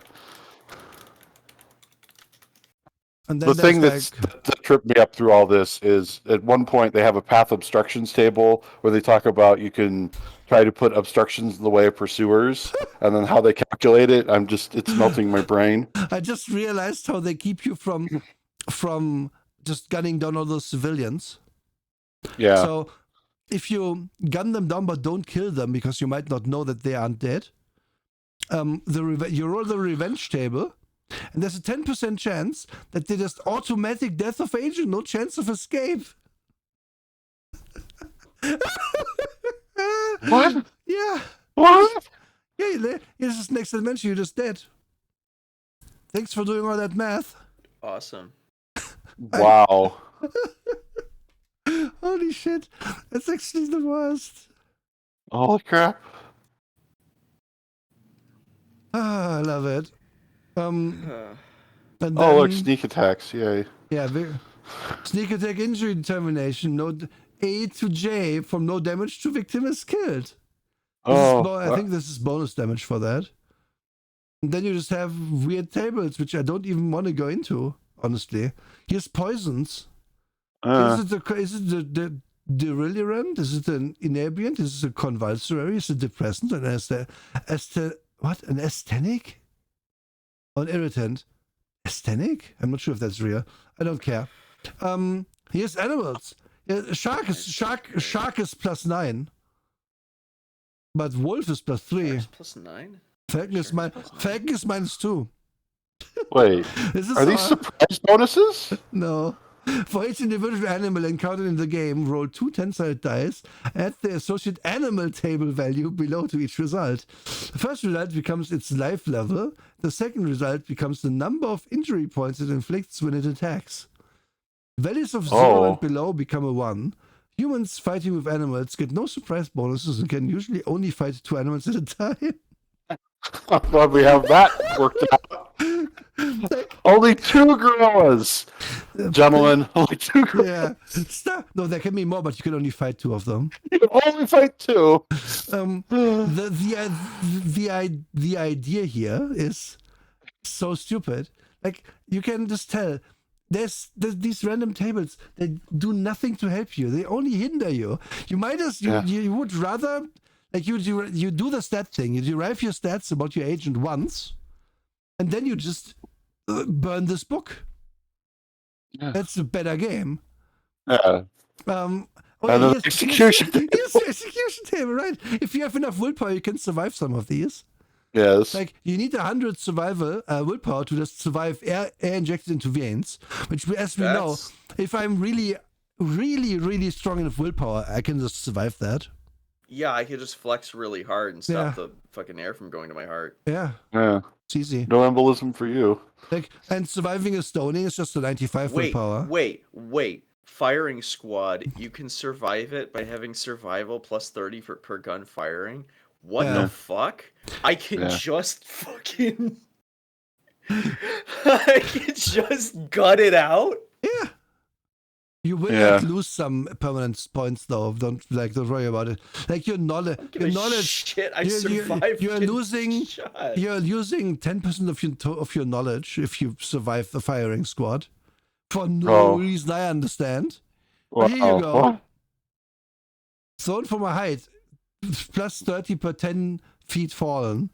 It's not an execution to fall 10 feet. What are you talking about?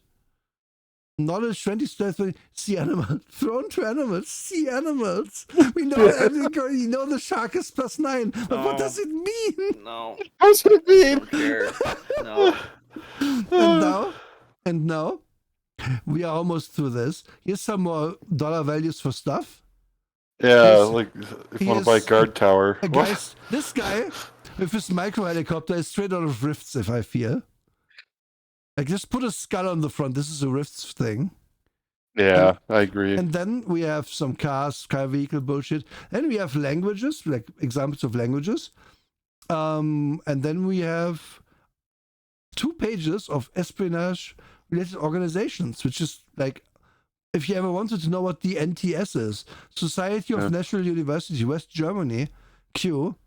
The Q we look up here, and we know that Q means organization whose exact founding date and or current existence is questionable or unknown by this author. Good job. This predates the internet, so I guess this is the table. Yeah. And then we also have a few pages of glossary terms of agents. What's a bird dog? Aviation term for an automatic direction finder, ADF, or radio compass. Okay, cool. Yeah. That's some pages of that. And then we have then we are done. Here's some biographies. I don't know why. Bibliography, the references that are used. Bibliography, okay. Yeah. Sorry. And then here's your character sheet. And prepare to erase this all the damn time because your points are going to change. And then we are done. This is the book. It's unplayable. Yeah, like it's actually more unplayable than Continuum, because in Continuum you can just begin play and then eventually it goes to shit. Yeah. Like once you do time travel, it immediately goes to shit. But this, it doesn't give you the tools. You need to run it. Yeah, no, this is just a bunch of rules. Like that's it. Yep. What is a man? Just a miserable pile of rules. This is mostly just random tables that this person probably came against as they were just winging it. Running games honestly, for people. It's pretty accurate. It's barely even a game. I don't really see a way in which this would be played at a table by reasonable people. Like it. Yeah, this table bullshit, and I'm gonna call it exactly that, continues unabated in top secret Operation Sprechen-Haltestelle. Which is the official adventure that came with this thing in a box. Mm-hmm. And this is, by the way, the person looking at a dictionary, looking at German words. This is not a word in German. Let's disclose this again, that you did not allow us to see this. Yes, I did not. Yes. But don't worry. There isn't much to see in this. So 37 pages. Okay. So, all right. Wait. Go back. What the fuck is that word? Sprechen-Haltestelle? Yeah. It is like a compound word that does not exist in the German language. Oh, okay. It's compounded out of sprechen, which means to talk, and Haltestelle, which is a bus stop. Oh, okay. And they didn't know. They didn't know that it means bus stop or like train stop. They meant to place the place you stop talking. That's what they wanted to do, I assume. But this is the talking bus stop. Yeah.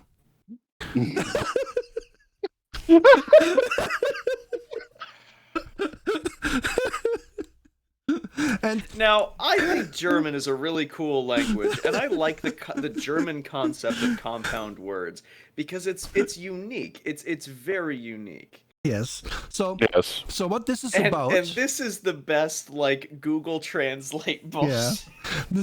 It predates Google Translate by many years. I don't care. This is what you do when you're playing fucking Oriental Adventures and you want to create a character who's got like a cool name. Yeah. So you type in 2 words into Google Translate.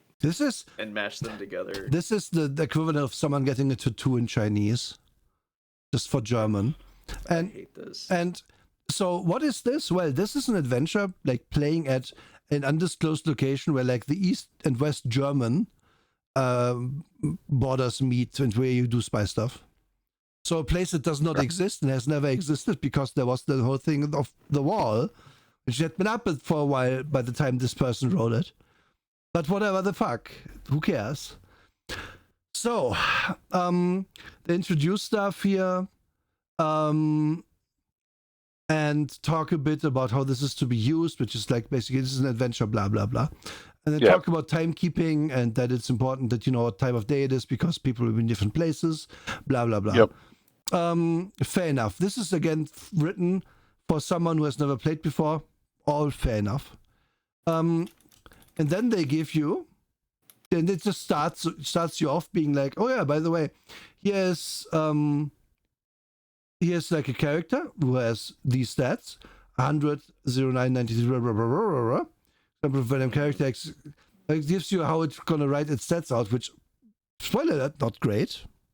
And then it gives you like tables of like random shit that can happen.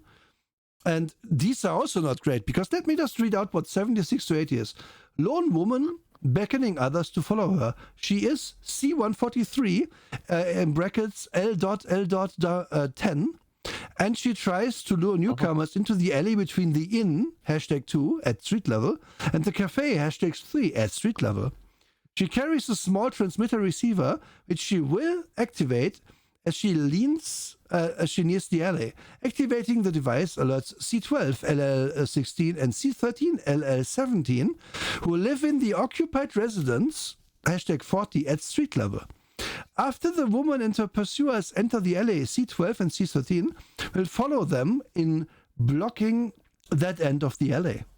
The woman acts as though scared of C12 and 13 while climbing through a window into room 14 of the inn. The pursuers can either confront C12 and 13 in the alley or follow the girl through the window and confront SS14, LL17 and S7, LL16 at gunpoint in room 14. They will want weapons, name and demand to know what business visitors have in Sprechenhaltestelle. If outsiders answer and allow themselves to be disarmed, they will be released unharmed. If not, they will be shot and taken by C12 and C13 to the wharf and thrown in the water. Full stop.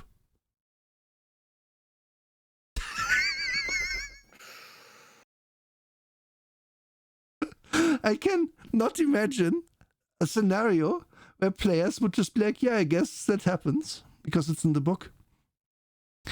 The whole book is like this. There's just... Oh my god. They have the legend known thing straight out of B1. Oh my... Yes. Legend known, exactly. It's not even subtle anymore, is it? It's... No.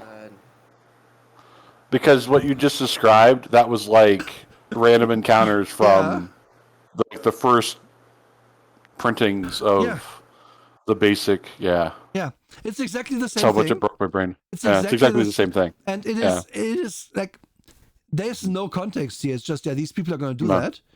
Yeah. The DM come up with something. Yeah. And then also, there's fucking legend lore. It's just one-to-one. In a time where you had to, like, it's 1980. Did they do their typing shit on computers? I guess maybe. But probably not. How is it in here? Verbatim. I hate this. Legend. A mechanical sea serpent. Yeah. Really. Mechanical sea serpent. Never thought of it. Most of this is, by the way, just not in the book at all. These are just rumors. Mm-hmm. So, and then we get to... Wait. Yeah. What was in that rumors? I saw a wizard in a magic carpet. Yeah, wizard in the basement. Yeah. Try to buy a magic carpet, be ready to fly on What it. the fuck? Yeah.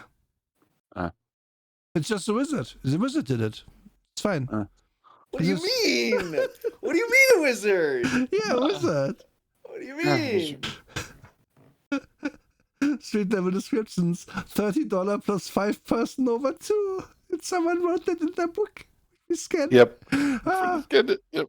And well, depending on day and night, like S3 L11 is in room 11, S2 L9 is in room 12. Like they're giving you like the NPC number and where they are during day and night.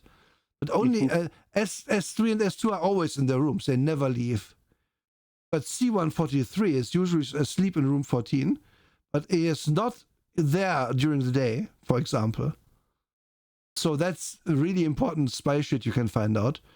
Oh yeah, by the way, the book says you have to find like a guy, but it never tells you which guy. There's no adventure. The DM is supposed to like pick a guy, and the book doesn't tell you that that's supposed to happen. As far as I could see, at least when I read it, that it's not like you have to find the diplomat or something, or find out if the diplomat is like defecting. No, it's just like here's a job. I guess go to town, and then you have like description of all the places. And if there's a human target, object target, whatever that means. And if there's people there and who they are, and how much money you can loot from the jewelry store. Yeah. And that's like most of the pages. And here's like a weird market store kind of thing. And then we get to the real meat and potatoes of this. Guys, after we scroll somewhere, because there's money in there. We are murder hobos. And then we get to the real meat and potatoes, which is this map. Here it is. This is for the players. So the book is nice enough to give you like this empty map to fill out. Because here's the DM map. Here's the roofs. Here's a street level with all the fucking numbers on them.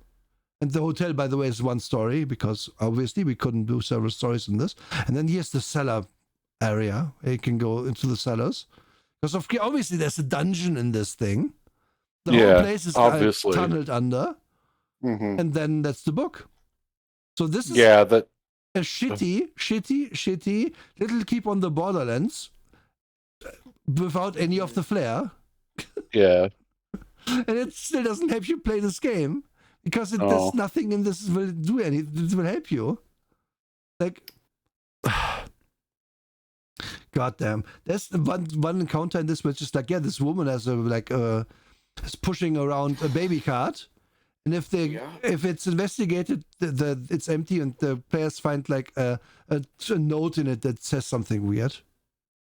No context. The woman doesn't know the note is there. So she's just pushing an empty baby cart around for no reason. Anyway. Man, I got nothing. Head shop. I got nothing. This millenary shop specializes in tourist headgear. The owner, Z2 LL8, keeps $5 under 3 of the 13 mannequin heads and leaves Sprechenhaltestelle at night. Metal-edged throwing head under the counter costs $115 and hits like a Bowie knife. The cash box holds $10. Like if you go into the fuck would you do that? You go into the head shop. Make this reference. You go into the head shop, and then you can find $5 under the heads. And then he odd jobs you. But you get odd jobbed by the dude. No, you buy the odd job for $115. You can have it. Yeah. He doesn't throw it. If you can look. Do I get an unfair advantage if my character is like unnaturally short because people can't fucking shoot me? Z2LL8. Is that somewhere in here? Like all these. GoldenEye was great. GoldenEye is such a terrible game. I love it. Oh yeah. Z2. Here's all the stats. Isn't that very readable? And look at them. These were fought because they have reduced 10 points. Somebody wants to see the wizard again. You don't get to see the wizard again. The wizard's on the cover. I want to point out that all the U's have been fought by the players. And the DM just did the math over here and crossed them out. I don't know what the U's are. I assume they're like agents or something. This blows. It does blow, yeah. It's totally unplayable. Yeah, I don't like this fucking game. Like, I have nothing. This is not even a game. This is a fucking social experiment. Yeah. And like, goddamn, dude. It's just okay. We're back at the wizard. If you because I'm not asked nicely. The very idea that you couldn't the only way that you play this and find it fun is if the DM just throws everything out and just makes up shit. Yeah. And that's the only way I could see this being fun is that if you just go with, all right, cool, we're just gonna play Dungeons and Dragons, but it's a spy game. Yeah. And then you literally put kobolds leaping out of the Luggage, yeah. luggage and attacking you. Yeah. And then it could be fun, but this is no. Just no. Like it boggles my mind the most that someone actually played this because the book has so many little details about this. Here, someone crossed it out as 3 and stuff like that. Someone played this adventure at least one time. Oh yeah, yeah. I'm surprised they don't have more scrawlings in the margins. Yeah, would have wondered if they just if they went insane running this. Look at this table of dudes. Like there's so many dudes. Like why? And it's just so like we've talked about missing the point. Yeah. Also, and this is missing the point. Yeah. This is another thing where in that little foreword for the book, they talk about a whole lot of stuff. You know, in terms of like, oh, we have all of this for this and this and this, but guess what? Boot Hill isn't D&D but Western. Yeah. The games are similar because they're written by the same fucking dudes. And they wanted it to be like compatible, and they wanted you to understand like intuitively, hey, this is game 4. Yeah. We made game 1. Games 2 and 3 were made by other guys. So we want to make sure that we're internally consistent. This is just, we took the framework and we wrote this dumb bullshit on top of it. Oh, the like, language. Imagine somebody making like a 5th edition spy supplement and just removing magic and going, yep, new game. But there's still spellcasting rules. Yeah. That They'll does actually exist. Find like, yeah, it's bad. Yeah. It's bad. It's so bad. This is just, it's missing the point. I want to point out, by the way, that this QRC thing, I believe, is the weapon these people have. Like these guys have a M weapon and so on and so forth. I think that's what that is. Because one of these columns is their weapon. And then you have to go back to this book and find the weapon table in it and then look what weapon F is. Because A11 carries that gun. Also, and worth pointing out that now we have to find it. But what is F? It's going to be my mission now to find this and then find out who this guy even is in this book. Because that is clearly a very simple thing, right? So F we can't name any of these NPCs. It's a 9mm Luger. Yeah, none of these have names. This is A11. So who is A11? And how do we find him in this book? Because I think there's never like a list of NPCs. It's just mentioned that A11 is somewhere. So you have to be lucky even to find A11 in here. And then even the DM doesn't get to know who that guy is. Because it's just like, A11 is in room 14 in the hotel and sleeping. Yeah. Just a dude. Like, what? Yeah. Okay, A is probably agent, so that's probably something. And well, then we can't even assume that with this system. Yeah, we can't. Because UU is dart gun. The only thing is like the C's, like S3, S2, and C. C is probably a civilian, and S is, I don't know, sleuth. Yeah. Who knows? And then good luck finding A11 again if you just... like, it's so bad. You have to have this book open on the weapons table specifically, and then you hope you don't lose your way while trying to find out who the fuck anyone is. Like, it's such a nightmare to reference this. Oh, God.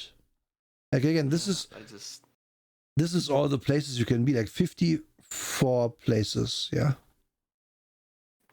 Labeled more or less at random, so you can't even really intuit anything. And then you have underground places as well, which are 48? Wait, so 48. So we have 48 here and we have 48 underground here. That's not going to get confusing. Idiots. Yeah, it's bad. It's just bad. It's just very bad. I love their legend though. Crumbling walls, sewer drain above. Yeah, the sewer drains. And you have like a manhole. Because as we all know, like small towns often they have manholes. Yeah. Totally. And restrooms and quarters. Like only the below has restrooms. I just realized. Only in the cellars do you find restrooms. And apparently only in maybe one place because I don't see it at all. Oh, here. Yeah. Yeah, the hotel doesn't even have a fucking restroom. Like, none of these rooms has a restroom. I just realized, oh god. Oh man. So the rooms are actually just single squares and there's nothing. Like, you just have to assume that there's like a little cubby with a toilet in it. Yeah, none of this is redeemable. This is just bad. No, it's bad map making. It's bad dungeon making. And there's a 10 feet. There's so a 6 really by 6 meter fantastic. room, yeah. Oh god, now I can't remember the name of the adventure. It's a Call of Cthulhu adventure, and it's one of my favorite comments on an adventure done by Seth Skorkowski. What a fantastic content creator! Love that dude. But anyways, like, you go into a nightclub and the only bathroom in the joint is behind the stage, so you have to climb up onto the stage and go behind it to go to the bathroom. I think my favorite foible in that regard is an old Shadowrun adventure, which which is Harlequin, yes. which is one of the honestly better adventure modules because it's very open. That lets the DM do things, but gives the necessary tools to actually do that. But one thing they do describe, and this is the same adventure as two things, is there's like a house where they tell you that this is so many feet high, and then it's like a slightly curving, a slightly inclined roof. So it's like higher on the other one side than the other. Each story is this isn't that high. And it turns out that the upper story of that house, where you happen to go into it, it's like 2 feet high at that point. Yeah. And then also for the same adventure, they put like a matrix grid in there where you can do hacking from server to server, jumping shit and so on. And there's just no the thing you're supposed to find is just not on the map. They forgot to put it in. Completely forgot. And yeah, I mean, well, something is right though. There's another toilet up above at the whatever this is. Is this the hotel? No, this is the hotel. Oh yeah, that's the inn. Oh. Okay. There's a hotel and there's an inn. Oh, okay. Yeah. Because, we have to keep referencing Dungeons and Dragons. They're next to each other as well. That's so weird. Yeah. But yeah, this was top secret, I think. I don't want to talk about this anymore. Yeah, I think it's like so bad that I don't want to. It's like one I don't think that we'll really reference very much because of how bad it was. Except for like the execution table. That's probably it. Yeah. You might want to run on that because honestly, there's a lot of fucking executions on there. Mm-hmm. And like, imagine a game that would rather have an execution table than be playable. Like, yeah, it's so weird. Also enjoy that I can just see a group being like, no, we have to just go through this wall with our pickaxes, only 10 feet. And we can be in the room we need to be. Considering the kind of players that would be playing this after they've been playing Dungeons and Dragons, yes, that would definitely happen. Well. God, like, there's just from fucking tip to tail, this one is just a problem.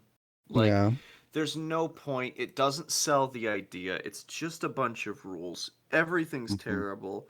Like, the idea that you make a spy game and you accidentally make a dungeon crawler in which the optimal way to play is going to the dungeon that's the New York airport and fucking murdering random civilians with a full party of assassins and a 5.56 NATO automatic rifle. Yeah. Like, that's just like the dumbest fucking game I've ever seen. And it's not even that it's so terrible or anything like that we usually do. It's just that this makes no fucking sense. It's not even mediocre. It's nothing. It's nothing. I couldn't give this a score. I have no opinion on it because the creator of it has no opinion on it because he did nothing. You've done nothing.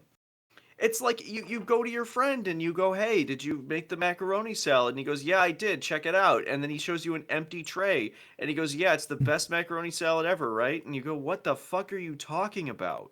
Do you even have the ingredients? Nah. No, I do have like some cold turkey slices though. That's not fucking macaroni salad, you son of a bitch. Okay, Sana, what did you just read? I'm curious. Yeah. Warhawks, a 4-issue comic module series that took the top secret SI game to a time-traveling setting where the characters derive powers from tattoos. The issue features character stats and served as a campaign book in addition to the comic book adventures. Wait, so they did time travel? Is this a Continuum crossover now? No. But with all those random tables, maybe Continuum is playable. If you consider it. No, I'm also with you. No, like this is just I've already said so. Like the basic game, like which is all of like it's almost like a one-page system. Like if you leave out the leave out everything that's like tertiary here, like how to play the game, then you have this one page where it tells you, oh, these are your stats. And most of them are pretty self-explanatory, actually. Like, I wouldn't need a wrestling value in my one-page RPG, maybe. But if you just derive a bunch of shit and then you have a character, and then you say, yeah, the rest is up to you. Now play an agent. That's more helpful and easier and better than everything that comes after. And I'm not calling this good. Mm-hmm. I'm just saying maybe one good idea they had is being like, yeah, okay, if we just roll D100, the characters are unplayable. So we just do it, but add a bonus if they are real bad. So yay. Like this part gives you a little bit of hope that maybe they thought about things, but then it's just random table garbage. Yeah. And really what I love the most is the idea that someone learned to be ambidextrous to have like a 1-point advantage in this game. Oh yeah. I really hope that happened. And then also the idea that it's like, yeah, you play James Bond, however, until level 4 you can't even get a cool car. Yeah. Like, you buy a bicycle because that's all you can afford at level 1 as an agent of the FBI or whatever the fuck. Like, what? Like, missing all of the points all of the time. Constantly. And who cares how many gauge your fucking shotgun is? Like, no one. Just tell me it does big damage. That's gonna be important. And then I just buy ammo for the gun. Like, who cares? It's because you don't even want to buy ammo for the gun. It's a spy game. It should just have the ammo. There should honestly be a section. It's like, okay, do you want to play a realistic spy game? Like, I don't know, Mission Impossible. Then you have to really count your bullets, and then here's how many bullets are in each gun. But if you just want to play like pulp thing, then you don't even count bullets. It's just going to be like a roll at the end if you have one more in the chamber or not, or whatever the fuck. Yeah. And that is a better game already than this. And just make up.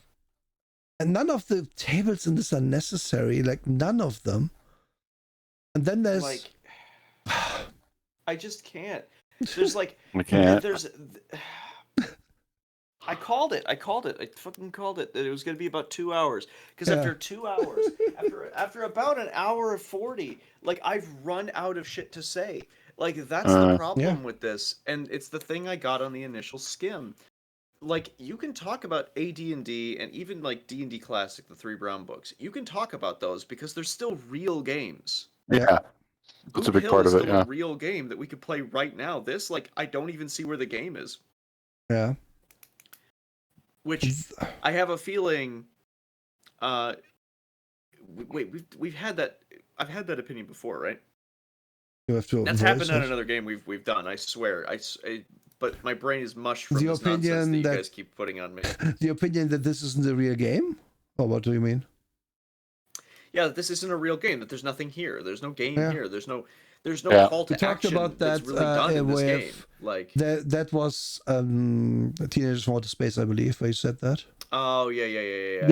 What was that? There's just no call to game. Like we don't understand how the fuck to start and play the game. But we can say now, Teenagers from Outer Space is a way better game than this, because at least it's consistent in its dumb premise of being a weird teenager, and maybe you don't want to play it because it's like weird to roll if your parents like you, but at least it doesn't have a one-page table that is like body area attacked versus type of attack.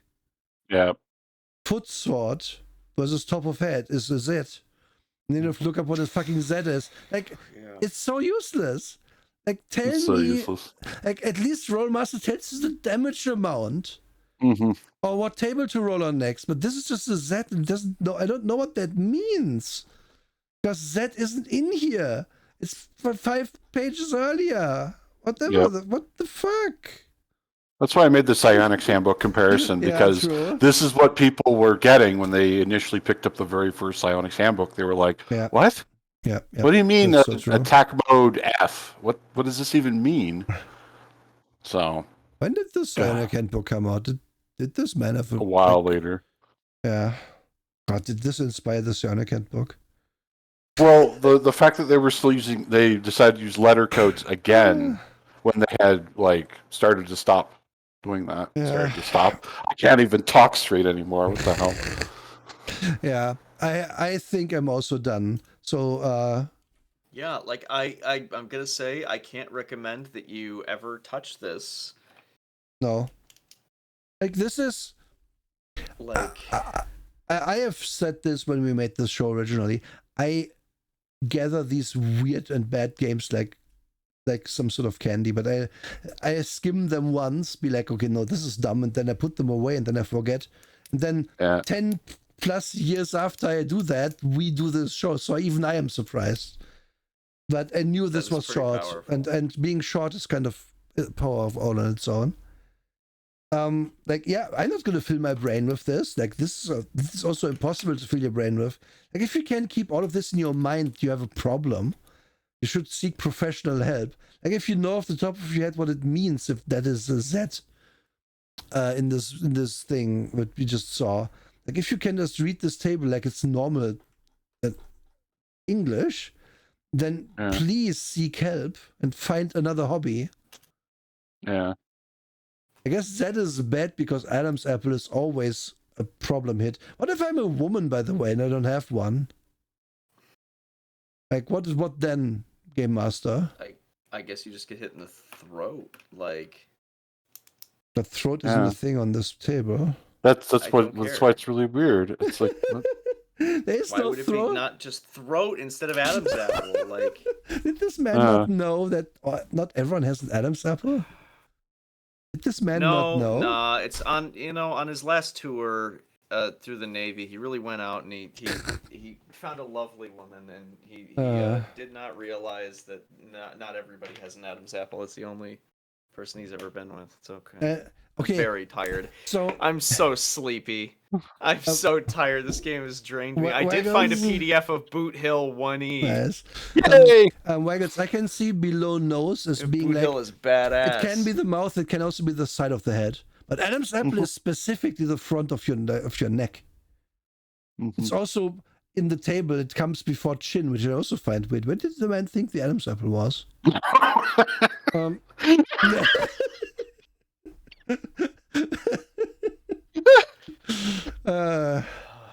But anyway, Drake. Whose turn is it? It's Drake's Me. turn.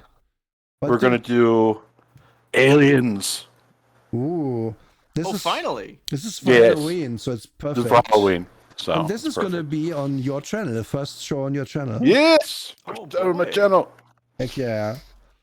There you go. Gonna be on, I believe, the 22nd question mark? Yeah, 22nd. Yeah, 22nd. And that's actually a good game. I have I've not read it, I never played it, but I do know it's good.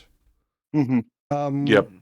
It is a game where the random tables actually help you and are actually tools rather than random gibberish. I do want to say I want to play this. I just want to play this one encounter when there's actually like how many people? There's 5, 6, 7, 8, 9, 10, 11 divers with random weapons. One of them has an underwater underwater mobility thing, and they're just fighting. That is awesome. Like, this whole game should have been like this and not what it is. Yeah. Like, imagine being this guy and just being out for blood for this guy while everything else here is going on, and then there's just a random diver in the middle who doesn't have any special equipment. What is happening? I like the guys in the foreground the most, like just mad dogging him on the right, and then the guy on the left's like, "No, I'm going to get you with a spear." Yeah, we don't want to attract sharks here, Saturn, because they are +9. It's pretty bad. when he was in a gorilla. I will I think the only takeaway I will have in my brain forever now is that sharks are +9. Yeah. That's Sharks like, are +9. yeah. I'll remember the gyrojet shotgun more than anything else. Yeah, that's okay, true. that's also pretty up there. I packed a 10 gauge shell with a ton of tiny little gyrojet pellets. I will maintain you could like build a gun that looks like a shotgun that shoots gyrojets, but it'll look like it, but it won't be. Yeah, exactly. That this man also didn't know about guns as much as he thought he did. Honestly, I'm now looking at something that I didn't even remember happening. I didn't remember that TSR published a third. Wait, no, Wizards of the Coast published a new Boot Hill in the 90s. Yeah, they did. I didn't even know that. I didn't pay attention to that. That's kind of fucking cool. I also want to point out as like a closing thought and like a oh my god why that this game got not 1 but 2 additional editions. Yeah. Why? One is literally a year after this one because I think they realized that this is garbage. Yeah. And then they did another one in 1987 or 88, I forget. Not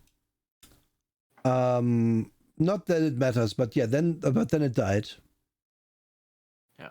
Because I think at that point we had D&D Modern, and I think you just play D&D Modern at that point if you really want to play a spy game. And this. Yep. Oh, and Spycraft also existed. So. And maybe you take this book and just rip out that page with the execution table and just use that for your D&D Modern game. I don't care.